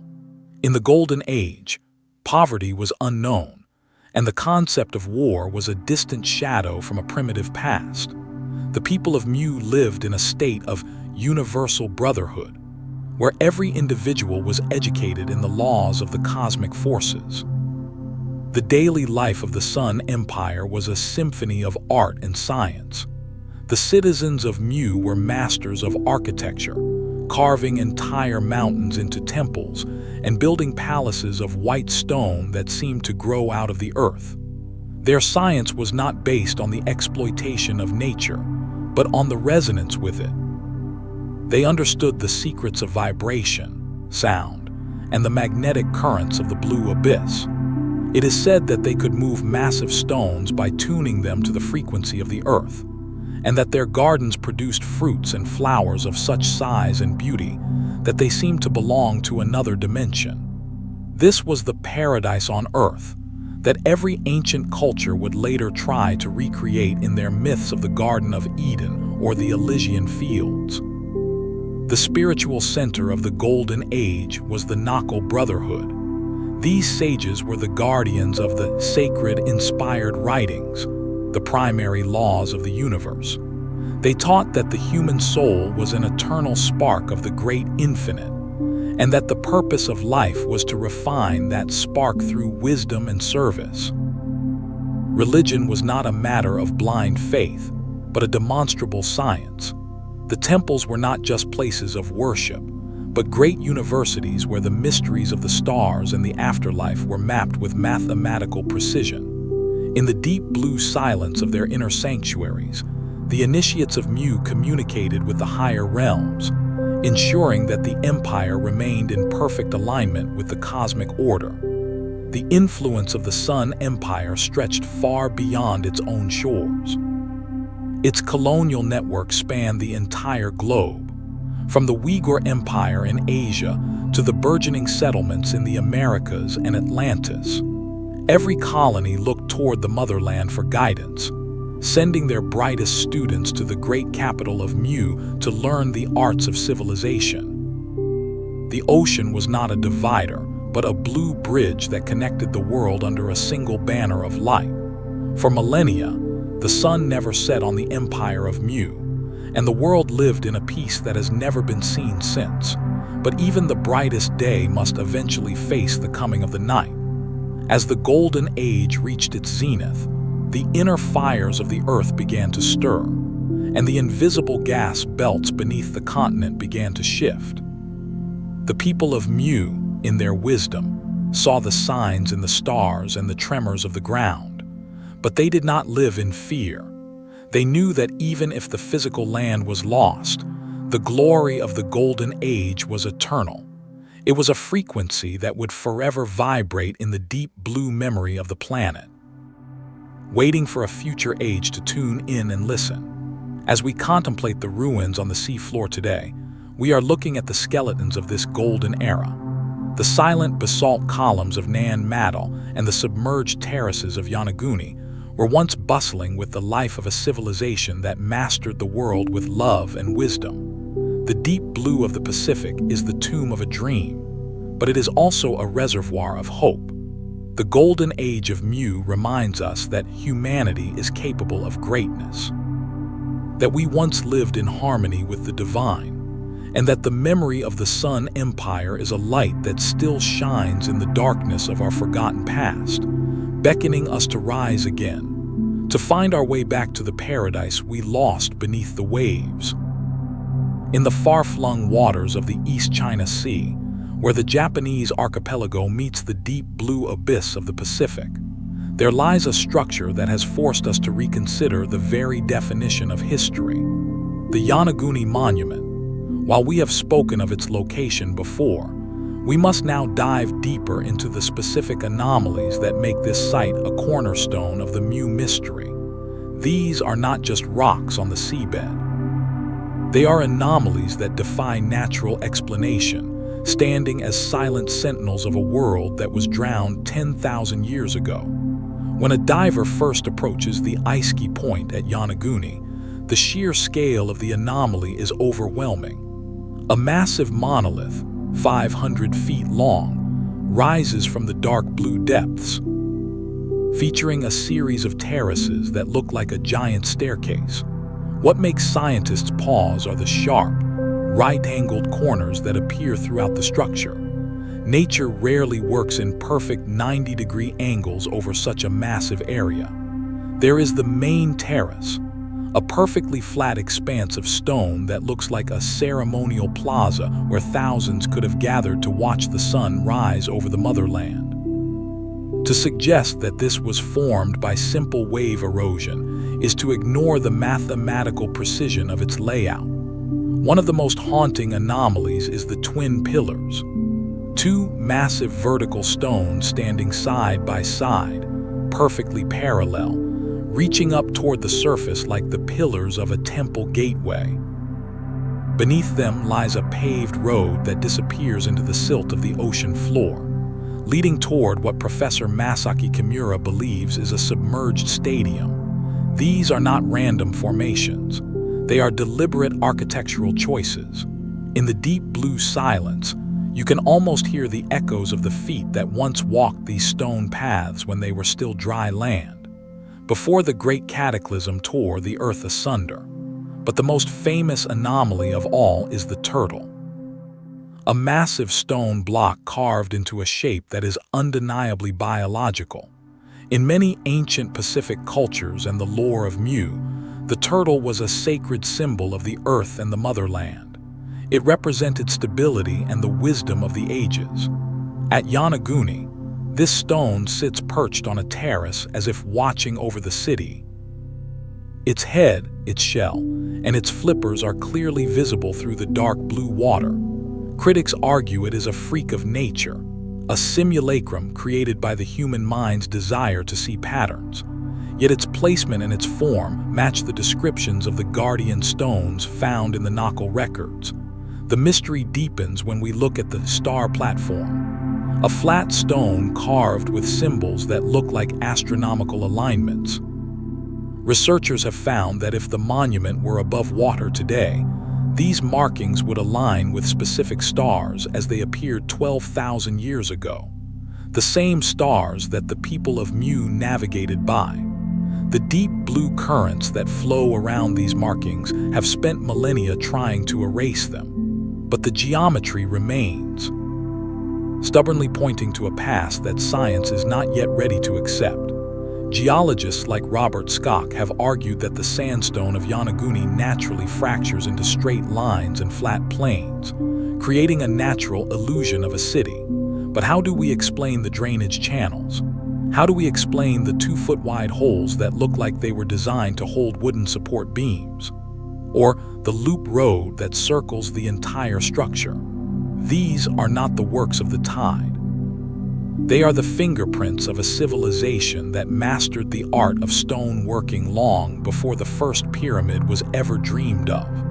The Yonaguni anomaly is a bridge between the legend of Mu and the reality of the Pacific floor. It is a northern outpost of a sunken empire, a stone archive that has survived the rising tides and the shifting tectonic plates. As we map its terraces and film its silent pillars in the cold blue light, we are witnessing the survival of the impossible.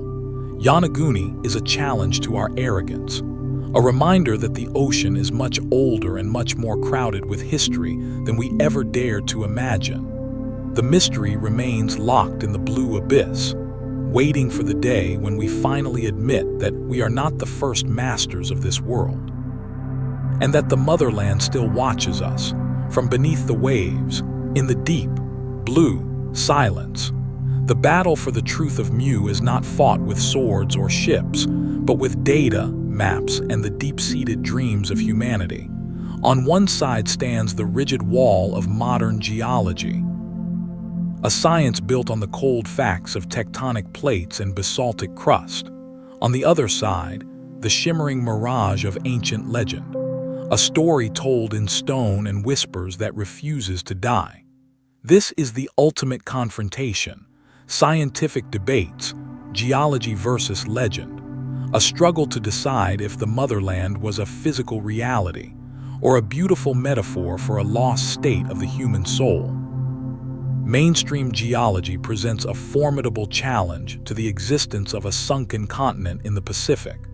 According to the theory of plate tectonics, the floor of the Pacific Ocean is made of oceanic crust, which is much thinner and denser than the continental crust that forms our land masses.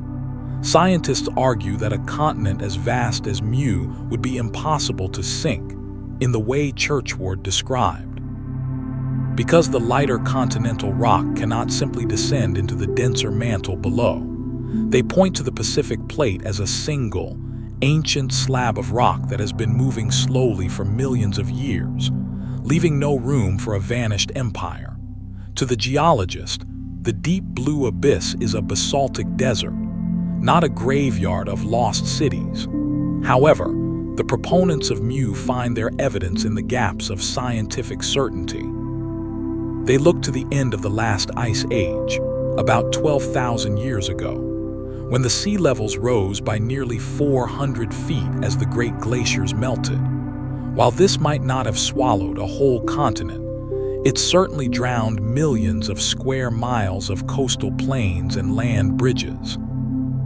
What we now call the Sundaland Shelf in Southeast Asia was once a vast dry land, and the islands of Polynesia were the high mountain peaks of a much larger territory. Could the legend of Mu be a distorted memory of this great drowning? A time when the blue horizon moved inland and claimed the cradles of our ancestors. Churchward's theory of gas belts remains the most controversial point of the debate. He claimed that massive hollow chambers beneath the Pacific were filled with volcanic gases that supported the continent. When these gases escaped, the land collapsed like a punctured balloon. Modern science dismisses this as pseudoscience, arguing that such chambers could not exist under the immense pressure of the Earth's crust. Yet, researchers of the anomalous point to the Ring of Fire, the most volatile volcanic region on Earth. They argue that we still do not fully understand the complex relationship between subterranean heat and the stability of the seabed. In the deep blue silence of the Mariana Trench, there are forces at work that defy our current models. The debate often centers on the ruins we have already explored, sites like Yonaguni and Nan Madol. To a skeptic, these are natural formations or local anomalies. To a believer, they are the impossible fingerprints of a global power.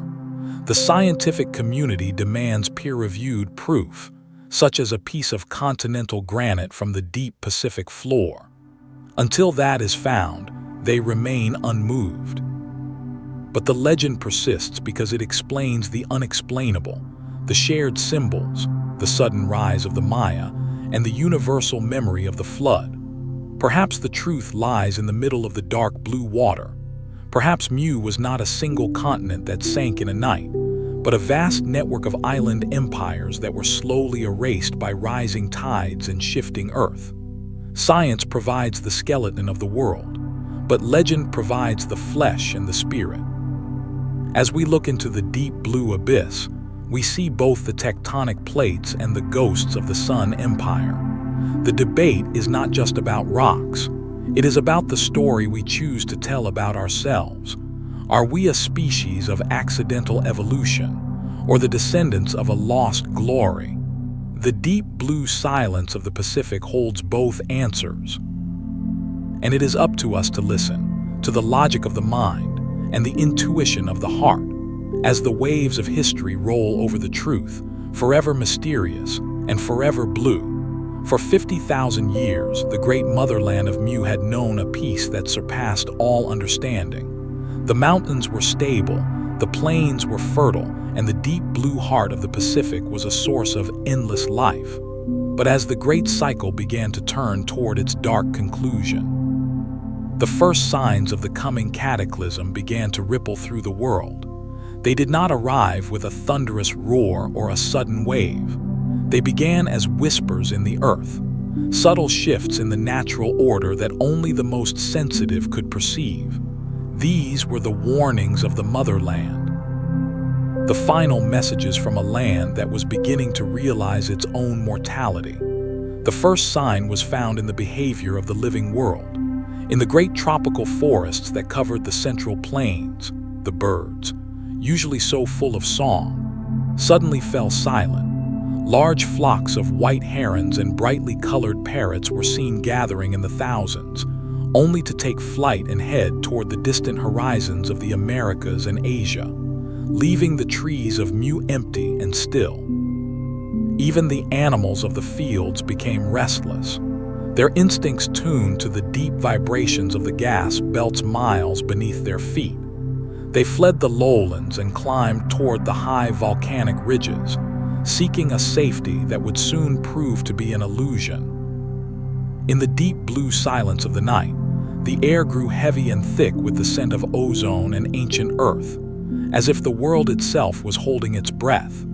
In the 7 great cities, the Naacal priests began to record strange anomalies in their sacred temples.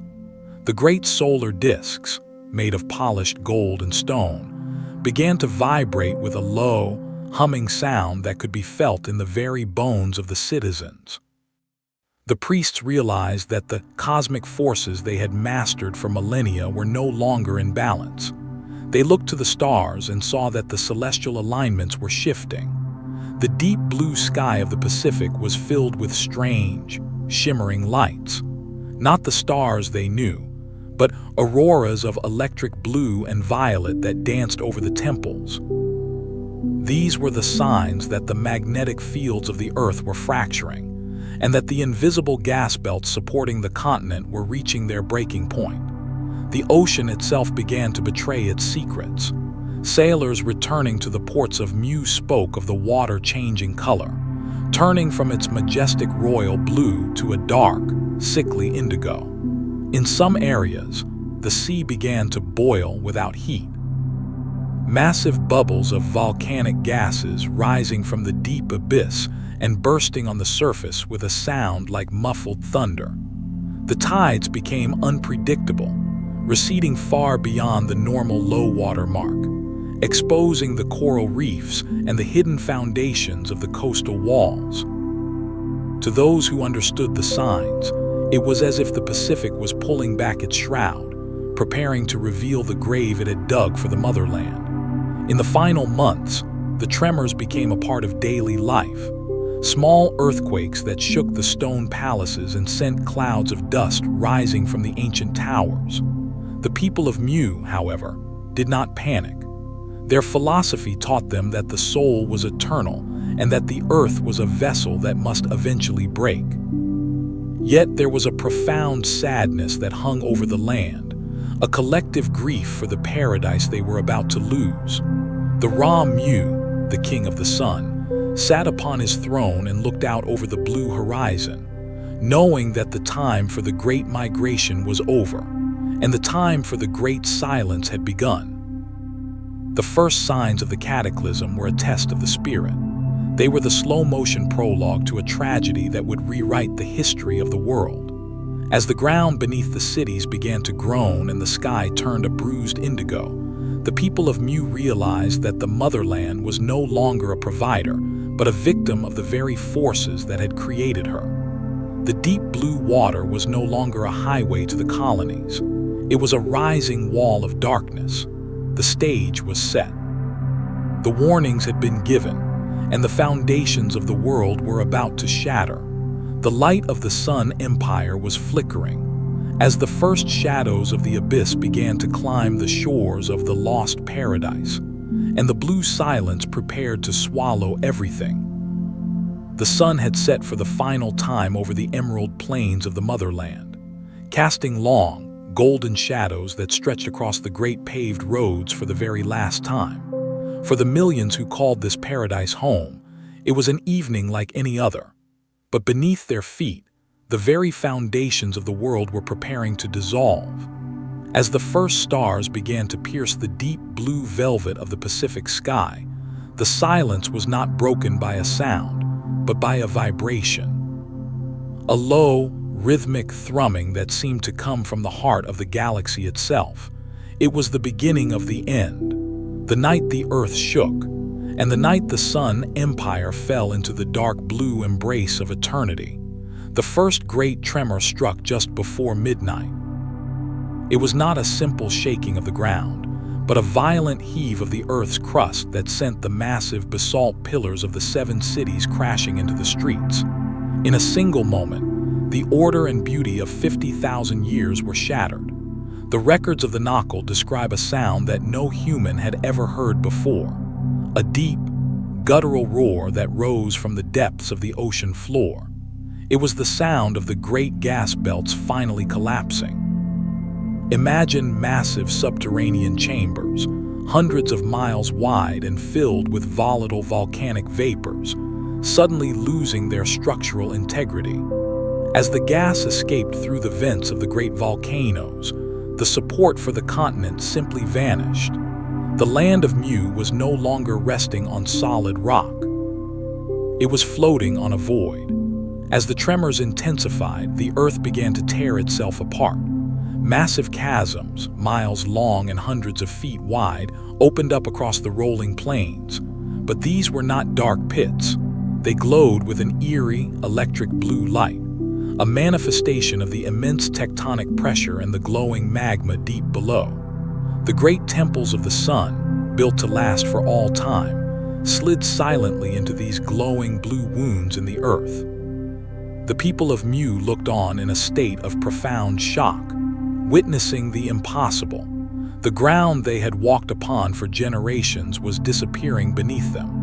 The air became thick with the smell of sulfur and the dust of pulverized marble, turning the deep blue night into a choking gray shadow. The fire from below met the water from above.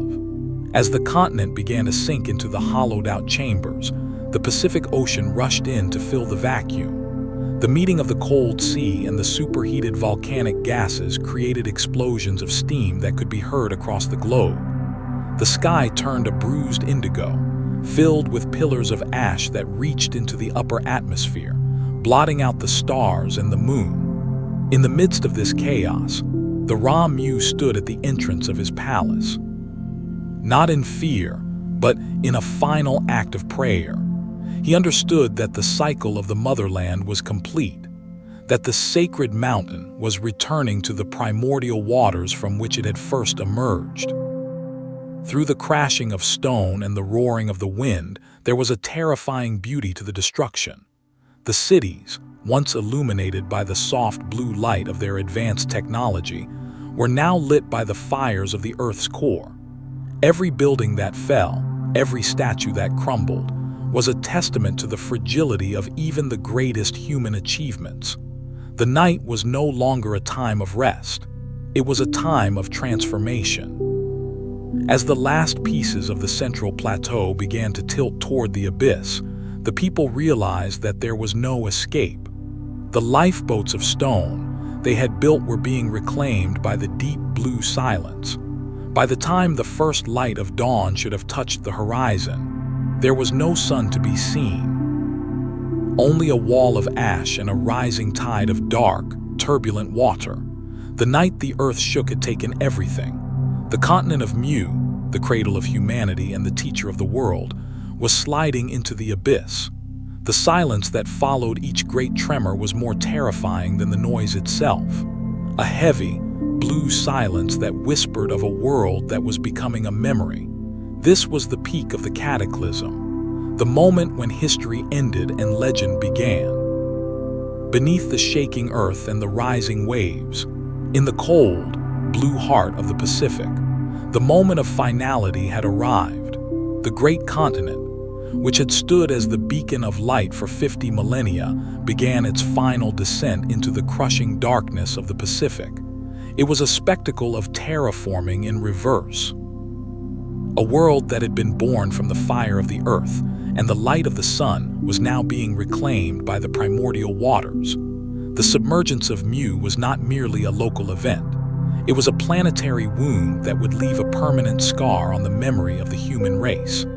As the foundations of the land gave way, the very map of our world was rewritten in the cold, blue ink of the abyss. The waters did not just rise. They rushed in with a hunger that was terrifying to behold.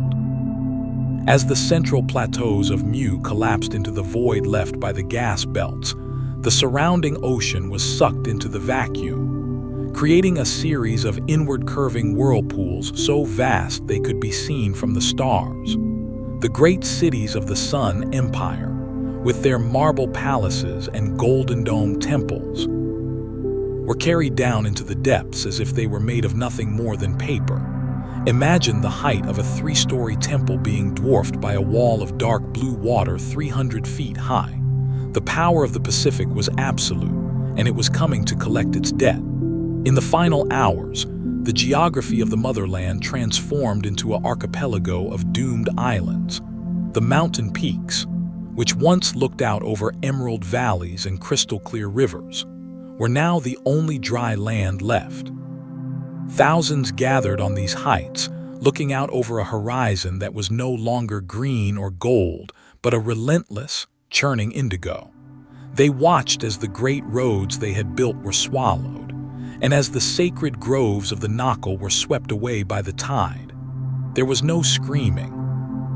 There was only the heavy, deep blue silence of a people who understood that their destiny was complete. The motherland was returning to the womb of the sea, and they were the witnesses to her final breath.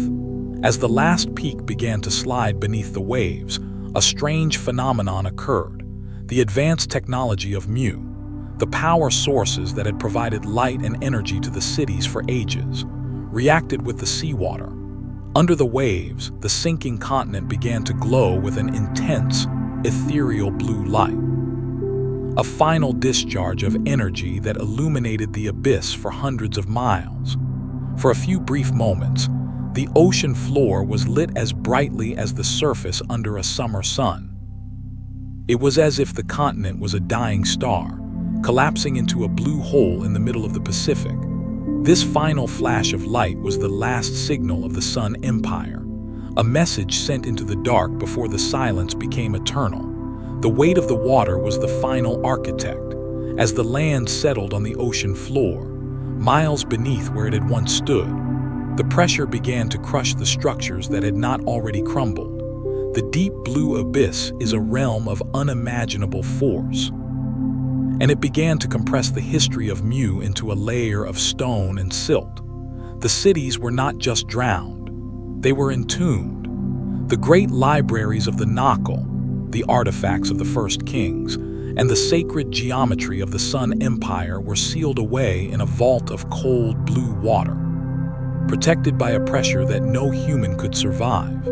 By the time the sun rose on the first morning after the cataclysm, the Pacific Ocean looked as calm as a mirror.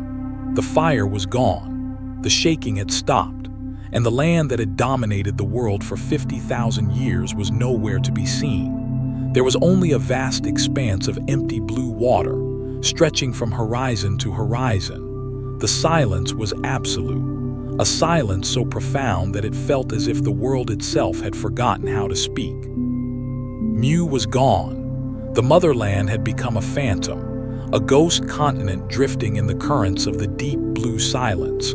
This was the birth of the mystery, the moment when the physical reality of the Sun Empire transformed into the eternal legend of the lost continent, hidden beneath the waves.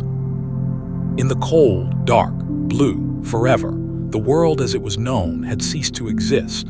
Where once stood the emerald plains and the golden domed cities of the motherland, there was now only a vast, pitiless expanse of dark blue water. The great cataclysm had reached its silent conclusion, leaving behind a planet that was fundamentally changed. But amidst the wreckage of a drowned empire and across the turbulent waves of the Pacific, the story of humanity was not yet over. These were the survivors of the Great Flood, the keepers of the flame who carried the broken heart of Mu to the distant shores of a new world. And in doing so, they became the ancestors of every great civilization we know today. The transition from the first time to the world of the survivors was a journey of unimaginable hardship. Imagine the scene on the decks of the great voyaging ships, built from the strongest cedars and basalt-infused materials of the Sun Empire. Thousands of these vessels had set sail in the final days, guided by the warnings of the Naacal and the tremors of the earth. As they looked back, they did not see a sunset. They saw the very horizon collapse into the abyss. The survivors were not just sailors. They were the elite, the scientists, the architects, the priests, and the farmers who carried the genetic and cultural blueprints of 50,000 years of progress.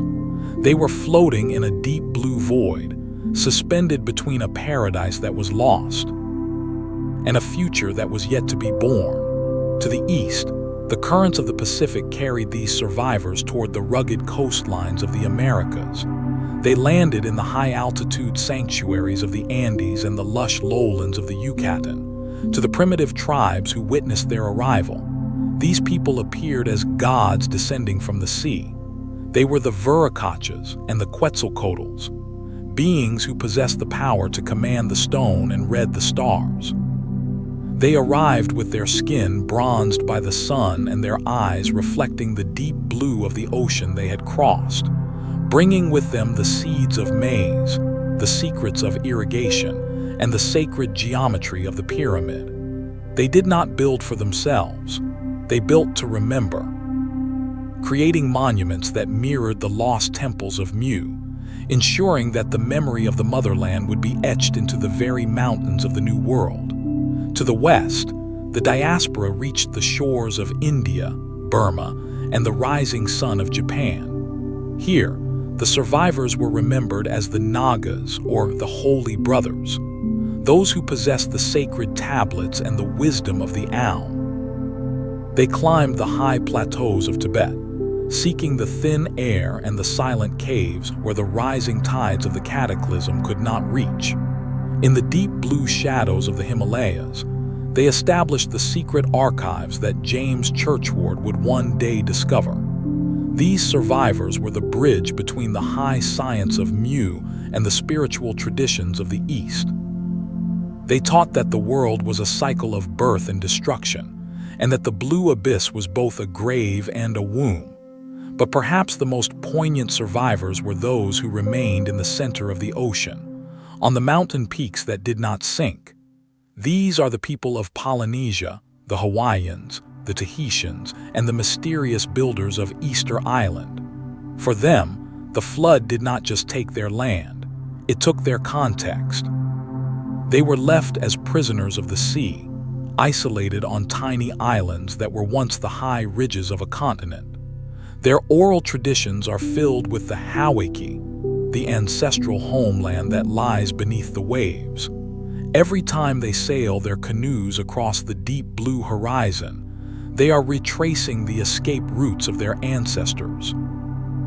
Every moai statue carved on Easter Island is a face looking out to sea, searching for the return of the fleet that never came. The Great Flood left a scar on the collective psyche of every survivor. It created a universal myth that appears in over 500 cultures across the globe. The story of a chosen few who survived the rising waters to start the world anew. Whether they called him Noah, Ziusudra, or Manu, the figure is always the same, a refugee from a lost paradise. A survivor of the blue catastrophe. They carried with them a profound sense of saudade, a longing for a home that can never be returned to. But they also carried a mission, to rebuild, to teach, and to survive. As we study the ancient migration paths and the sudden appearance of high civilization in the most unlikely places, we see the footprints of these survivors. They were the masters of the first time, and although their continent was gone, their spirit was indestructible. The deep blue of the Pacific became their legacy, a reminder of the power of nature and the resilience of the human soul. We are the children of those who did not drown.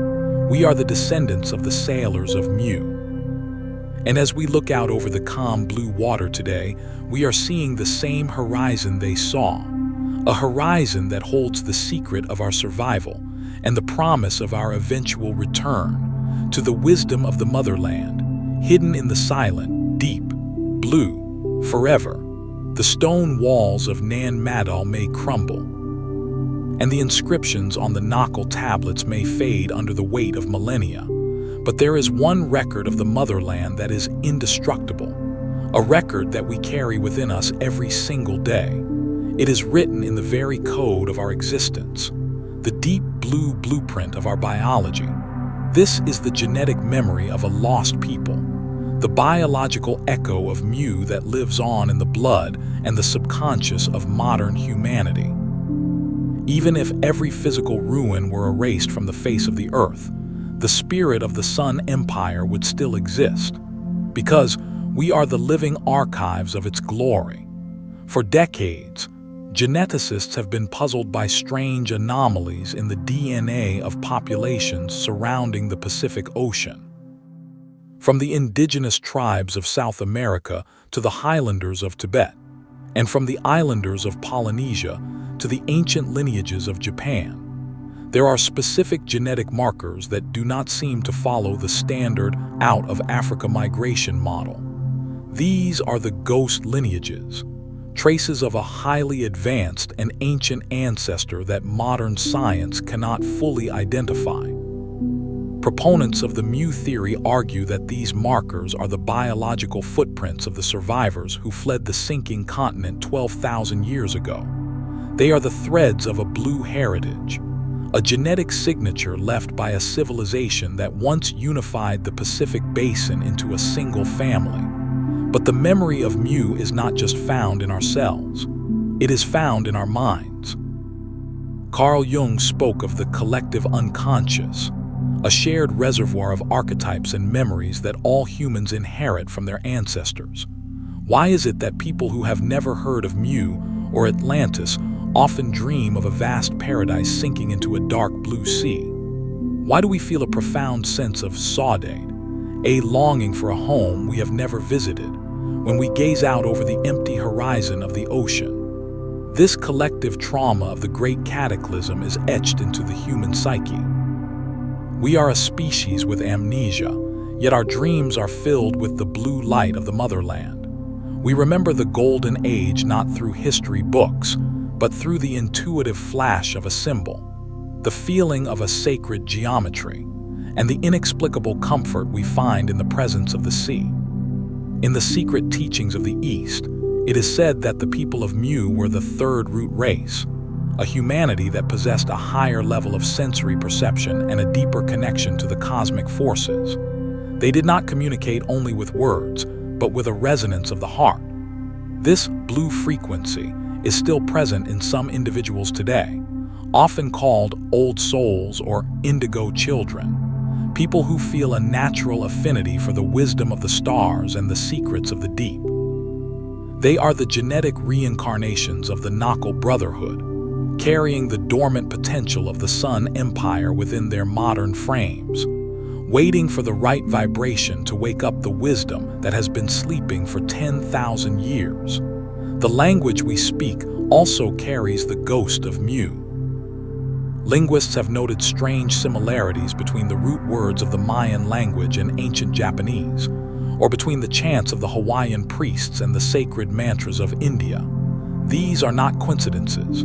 They are the linguistic DNA of the motherland. Every time we speak a word for mother, sun, or spirit, we are using a vibration that was first mastered on the plains of Mu. The deep blue ink of our history has stained the pages of every culture, ensuring that even if we forget the name of our origin, we can never truly lose the connection. As we look into the dark blue mirror of the Pacific today, we are not just looking at water, we are looking at our own reflection. We are the children of the survivors, the harvest of a seed that was planted in the shadow of a catastrophe. Our resilience, our creativity, and our search for a higher truth are all gifts from the people of the sun. They knew that their continent would sink, but they also knew that their spirit would endure. In the blood of their children, and in the dreams of the future, the genetic memory of Mu is a bridge across time, a reminder that we are part of a much older and much grander story than we ever imagined. The motherland is not gone. She is alive in us, waiting in the deep blue silence of our DNA, to be remembered, to be honored, and to rise again through the power of our own awakening. If you look at a modern map of our world, the Pacific Ocean appears as a vast, empty blue void, a space between continents where the water is the only story. But for the researchers of the lost empire, and for those who have deciphered the ancient records of the East, this void is an illusion. Hidden beneath the miles of dark blue water lies a phantom topography, a ghost map that connects the scattered islands into a single, unified heart. To reconstruct this map is to see the world as it was 12,000 years ago. A world where the Pacific was not a barrier, but the center of human power, and where the motherland sat as a majestic jewel in the middle of a blue horizon. The reconstruction of the ghost map begins with the sketches of James Churchward, based on the descriptions he claimed to find in the Naacal tablets. He depicted Mu as a massive continent divided into 3 distinct landmasses, separated by narrow channels or shallow seas. It was a world of vast emerald plains, lush tropical forests, and great navigable rivers that flowed like silver veins through the land. According to his coordinates, the continent stretched from the northern peaks of Hawaii down to the lonely statues of Easter Island, and from the western edges of the Marianas to the distant shores of the Americas. This was not a small island. It was a titan of geography, a landmass that dominated the southern hemisphere. When we look at modern bathymetric maps of the Pacific floor today, the ghost map begins to take on a physical reality. Beneath the deep blue waves, we see the empire of seamounts, a series of massive underwater mountain ranges and plateaus that trace the very outlines Churchward described. We see the Ontong Java Plateau, the Magellan Seamounts, and the submerged ridges of the mid-Pacific. These are not random formations. They are the skeletons of the motherland, the high plateaus and volcanic ridges that survived the collapse of the gas belts. If we were to lower the sea level by only a few hundred feet, a vast world of land bridges and coastal plains would emerge from the blue abyss, revealing a landscape where a traveler could once walk from Asia to the Americas without ever losing sight of the Sun Empire. The ghost map also reveals the sacred geography of Mu. The 7 great cities were not placed at random. They were aligned with the magnetic currents of the Earth and the movement of the stars. Each city served as a focal point for the cosmic forces, creating a network of energy that the Naacal used to maintain the balance of the world. This is why we find ruins like Nan Madol and Yonaguni at such specific coordinates. They were the portals of the ghost map, the gateways that connected the central continent to its global colonies. As we map these sites under the cold blue light of modern sonar, we see a pattern of geometry that is too precise to be an accident. It is the signature of a master architect, a blueprint for a global order that we are only now beginning to understand. But the ghost map is more than just a physical reconstruction. It is a map of the human journey. It shows the highways of the sea that the survivors followed during the Great Migration. It explains why the legends of Hawaii and Tahiti speak of a great land to the west, and why the Maya spoke of a white land in the middle of the ocean. The ghost map is the missing piece of the human puzzle. It is the bridge that turns the empty Pacific into a library of history. Every time we dive into the deep blue silence and find a submerged wall or a paved road, we are adding a line to this phantom map, drawing the borders of a world that history tried to forget.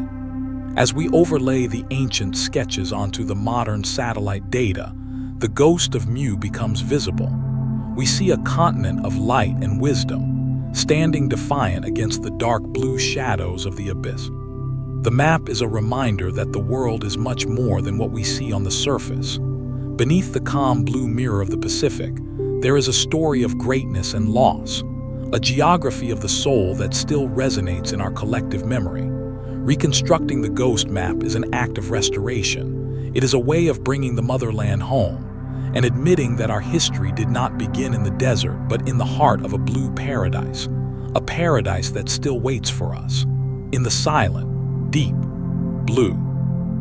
Forever, while the scientific world continues to debate the shifting of tectonic plates and the density of the oceanic crust, another realm of human inquiry has kept the flame of Mu burning with an even greater intensity. This is the world of modern esotericism and spiritual lore. For those who walk the paths of the occult and the metaphysical, Mu is not just a geological possibility.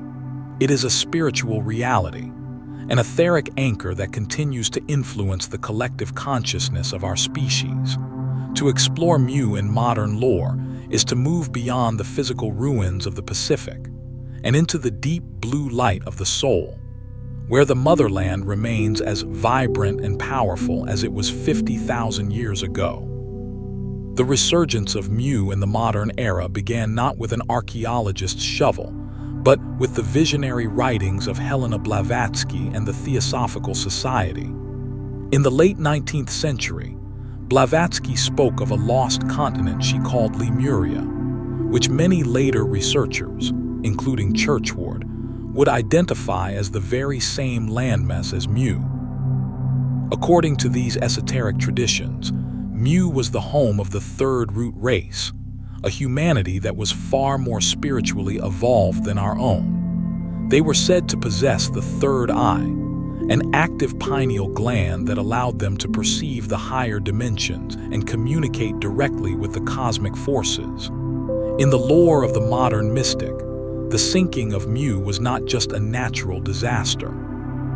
It was a spiritual fall, a moment when humanity lost its direct connection to the divine light and descended into the density of the physical world. In the New Age movements of the 20th and 21st centuries, the legend of Mu has taken on a celestial dimension. Many believe that the inhabitants of the motherland were not entirely of this earth, but were starseeds from the Pleiades or Sirius, who came to Earth to seed the first civilization with advanced wisdom and high-frequency energy.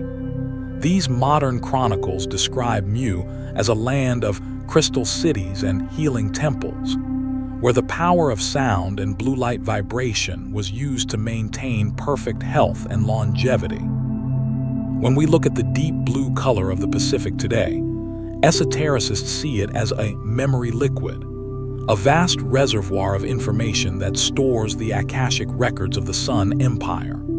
They believe that through deep meditation and attunement to the blue frequency, one can still visit the libraries of the Naacal and retrieve the lost science of the first masters. The influence of Mu has also permeated the world of popular culture, becoming a cornerstone of modern mythology. From the novels of H.P. Lovecraft, who spoke of Arlae and the sunken horrors of the Pacific, to the vibrant worlds of video games and cinema, the image of a great civilization swallowed by the sea continues to fascinate our creative minds. But for the true believer, these are not just stories. They are shadow memories, echoes of a truth that is too big for the rational mind to contain. The lore of Mu provides a sense of origin and a sense of destiny. It suggests that we are not a random accident of evolution, but the descendants of a golden age, a people who once knew how to live in harmony with the stars and the sea. In modern esotericism, Mu is often associated with the concept of indigo energy and the return of the divine feminine. The continent is seen as the motherland, the receptive, intuitive, and nurturing heart of the world. Its destruction created a global imbalance that favored the aggressive, masculine energy of the later empires. Today, many spiritual seekers believe that the rising of Mu is not a physical event where land emerges from the ocean, but a spiritual awakening, a shift in human consciousness back toward the values of the Sun Empire. They look to the deep blue horizon and see a promise of return, a time when the wisdom of the Naacal will be understood again, and the world will be unified under the banner of universal love and sacred science. The deep blue shadows of the Pacific are no longer just a grave. They are a womb. Modern lore has transformed the tragedy of the cataclysm into a narrative of hope and evolution. Whether Mu exists in the bedrock of the ocean or in the architecture of our dreams, its power is undeniable. It is a frequency that calls to the seekers, the dreamers, and the guardians of the ancient ways. As we study the modern myths and the esoteric visions of the lost paradise, we realize that the motherland has never truly left us. She is the blue silence that waits at the center of our being. She is the light that shines behind our closed eyes. And she is the memory of a perfection that we are destined to recreate. The story of Mu is not finished. It is merely waiting for the next generation to tune into its eternal, deep, blue vibration.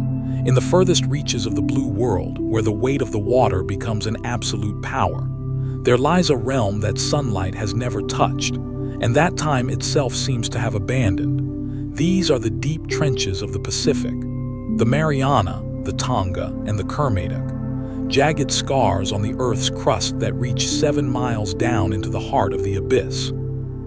For the modern explorer, they are the final frontier. But for those who search for the ghost of the motherland, these trenches are something far more profound. They are the eternal vaults of Mu, the silent, crushing witnesses to the night the world broke, and the place where the core of the Sun Empire now rests in a silence that will never be broken. The pressure in these deep trenches is almost beyond human comprehension. At the bottom of the Challenger Deep, the weight of the water is equivalent to having an elephant stand on your thumb, over 8 tons per square inch. It is a place of total darkness and freezing cold, where the only light comes from the bioluminescent ghosts of the deep. Strange, translucent creatures that drift through the water like living lanterns. Scientists believe that these trenches are subduction zones, places where the oceanic crust is slowly being pulled down into the fiery mantle of the Earth. But in the lore of Mu, these trenches were formed in a single night of cataclysmic violence. When the gas belts collapsed and the continent was sucked into the void, the trenches are the mouths of the Earth that swallowed the paradise, and they have spent 12,000 years digesting the glory of the First Empire. Imagine the journey of a single marble statue from the capital city of Mu, as it slid from the emerald plains into the rising indigo tide.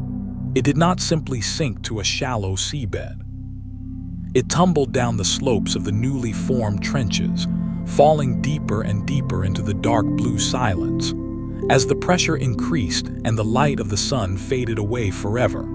Today, that statue lies on the Hadal floor, encased in a layer of fine pelagic silt, preserved by the cold and the darkness. It is beyond the reach of our cameras and our submersibles, a hidden treasure in a vault that no human can unlock.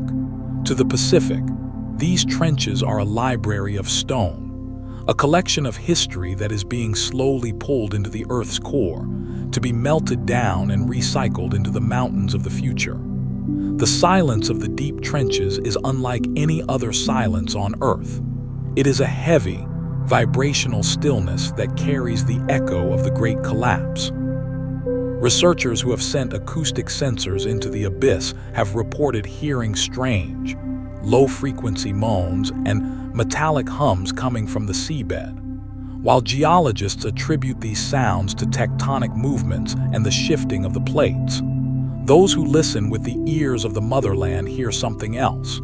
They hear the groaning of the ancient foundations, the heartbeat of a civilization that was buried alive. The trenches are not just graves, they are resonators, holding the blue frequency of Mu and broadcasting it through the water to the rest of the planet. This is why the Pacific has such a profound effect on the human soul. It is the voice of the abyss reaching out from the eternal silence.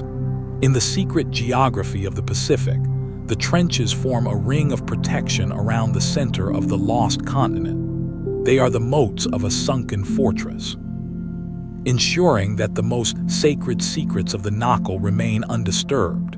We may map the surface of Mars and the craters of the Moon, but we are still strangers to the floor of our own ocean. The deep blue shadows of the trenches are a reminder of our limitations, and a testament to the scale of the cataclysm that destroyed the motherland. Mu did not just sink, it was consumed by the very depths it once ruled, and its story is now written in the pressure and the cold, in the places where the water is as thick as history and as dark as the void. As we hover over the edge of the Mariana Trench in our imagination, looking down into the dark blue infinity, we are looking into the eyes of the past. The eternal silence of the deep is a message.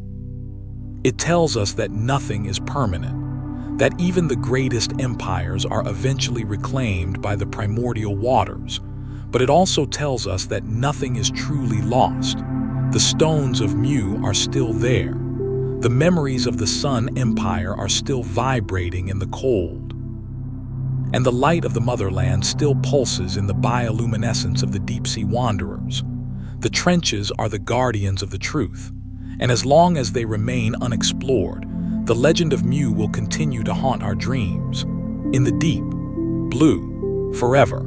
For 12,000 years, the secrets of the motherland remained locked in a vault of pressure and darkness, a world of deep blue silence that seemed impenetrable to the curious mind of modern man. But as we move further into the 21st century, the veil is beginning to lift. We are entering an era where the blue light of discovery is finally returning to the Pacific, not through the chanting of priests or the carving of stone, but through the cold, precise eyes of advanced technology.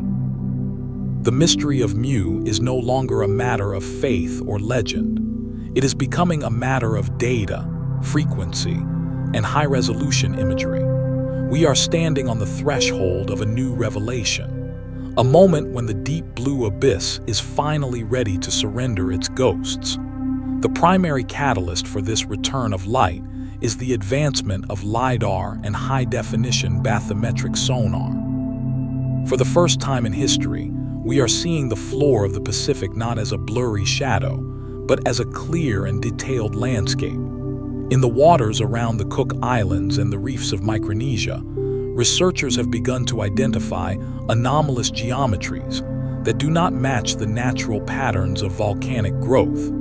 These are perfectly straight lines stretching for miles, flat plateaus with 90-degree edges, and circular depressions that look like the foundations of massive energy towers. As the blue light of the sonar sweeps across the seabed, the ghost map we discussed is being filled in with hard evidence. The submerged world is showing us its bones, and they are the bones of an empire. But the discoveries are not limited to the physical ruins. A new field of science, known as environmental DNA or eDNA, is providing a biological window into the past. By sampling the deep blue water in the vicinity of these anomalies, scientists have found traces of plant and animal species that should not exist in the open ocean. Sequences of genetic code that belong to tropical flora and terrestrial life that flourished during the era of the Sun Empire. It is as if the water itself has a memory, a microscopic library that has preserved the essence of Mu's emerald plains for 12 millennia. This biological blue light is telling us a story of a land that was once dry, fertile, and teeming with a life that was curated by a highly advanced people. Perhaps the most startling modern discovery is the detection of acoustic anomalies in the deep trenches. Using ultra-sensitive hydrophones designed to track seismic activity, researchers have recorded rhythmic, pulsing sounds that appear to be coming from beneath the silt of the ocean floor. These are not the random noises of tectonic plates, but patterned vibrations that resonate at the same frequency as the ancient Aum chant. Some fringe researchers believe these are the eternal heartbeats of the Mu energy systems, ancient machines or power crystals that were built to last for eternity and are still functioning in the dark blue silence. This energy, which the Naacal called the primary force, may be the very thing that draws so many to the Pacific, a magnetic call to the soul that is now being measured by the instruments of science. Even from space, the motherland is making herself known. Satellite gravimetry has revealed mass anomalies beneath the Pacific plate, areas where the gravity is slightly stronger or weaker than it should be. These anomalies align perfectly with the proposed locations of the 7 great cities of Mu, suggesting that massive concentrations of basalt and granite still lie buried beneath the ocean floor. The blue light is now shining from the heavens, looking down through the miles of water to find the heavy heart of the lost continent. We are no longer guessing where Mu was. We are measuring its weight. As deep-sea mining and telecommunications cables expand across the Pacific, accidental discoveries are becoming more frequent. Cables being laid at depths of 3 miles have snagged on worked stone and metallic fragments that defy modern metallurgical analysis. These artifacts, often glowing with a faint phosphorescence when brought to the surface, are the literal fragments of the Golden Age. They are messages from the abyss, reminding us that our technology is only now catching up to what the people of the sun mastered before the first pyramid was built. The return of the blue light is a call to awaken. It is a bridge between the ancient wisdom of the Naacal and the modern science of the 21st century. We are realizing that the legend of Mu was actually a historical record, a memory of a time when humanity lived in a different relationship with the earth and the stars.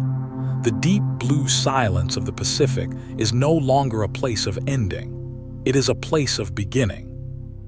As our lights pierce the darkness of the trenches and our sensors map the forgotten valleys, we are not just finding a lost continent. We are finding ourselves. We are the children of the motherland, and the light of our discovery is the final act of a story that began 50,000 years ago. The abyss is opening its eyes, and the truth is reflecting in the deep blue light of the future. Our journey through the deep blue silence has brought us across 50,000 years of history, through the fire of cataclysm, and into the crushing darkness of the furthest trenches. We have followed the shadows of the Sun Empire from the emerald plains of a lost paradise to the stone peaks of the Andes and the hidden libraries of the Himalayas. Now, as the stars begin to fade and the first light of a new dawn touches the indigo horizon of the Pacific, we must ask the final and most profound question of all. What is the legacy of Mu, and is it possible that the motherland, after 12,000 years of silence, is preparing to rise again?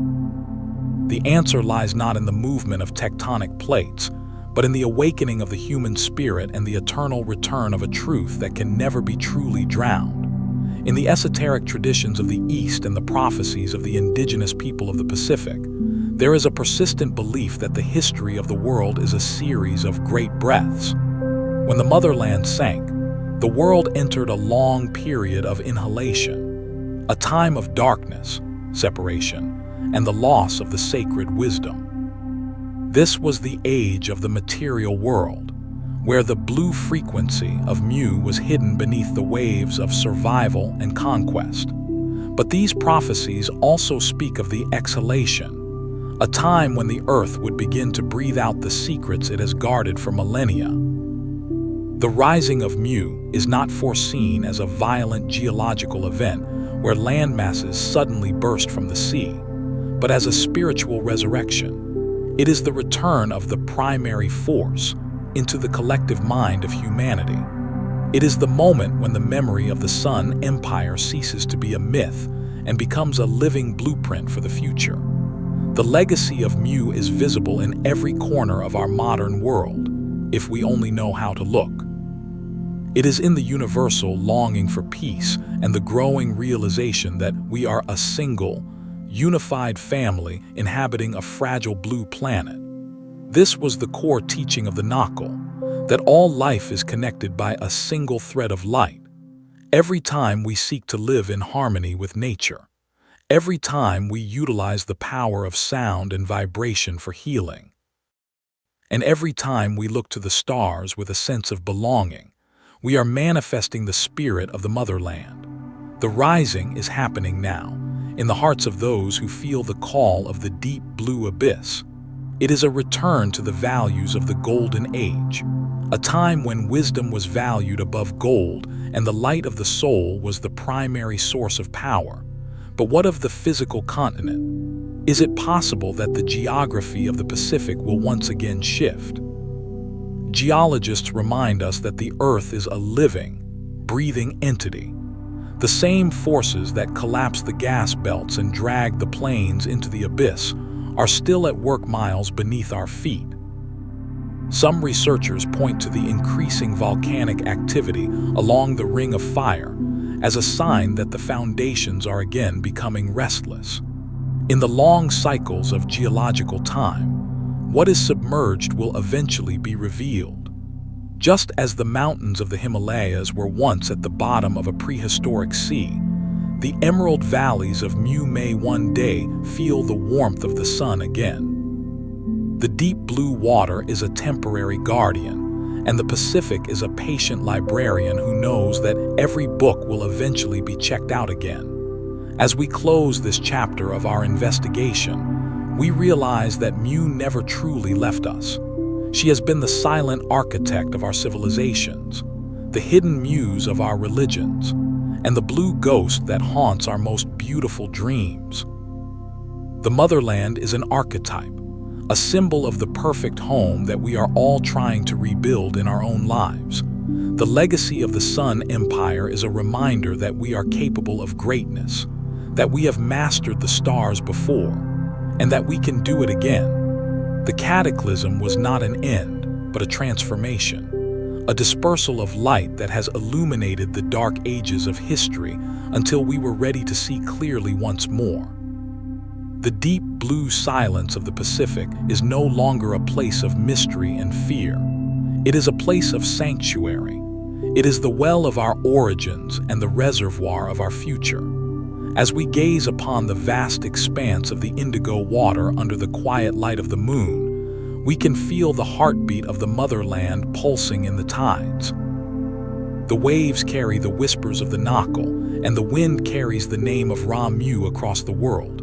We are the children of the First Empire. We are the survivors of the Great Flood, and we are the witnesses to the rising of a new light. Rest now in the knowledge that you are part of an eternal story, a story that began in the heart of a blue paradise and will continue until the end of time. The ocean is calm, the stars are bright, and the motherland is watching over you from the depths of the blue silence.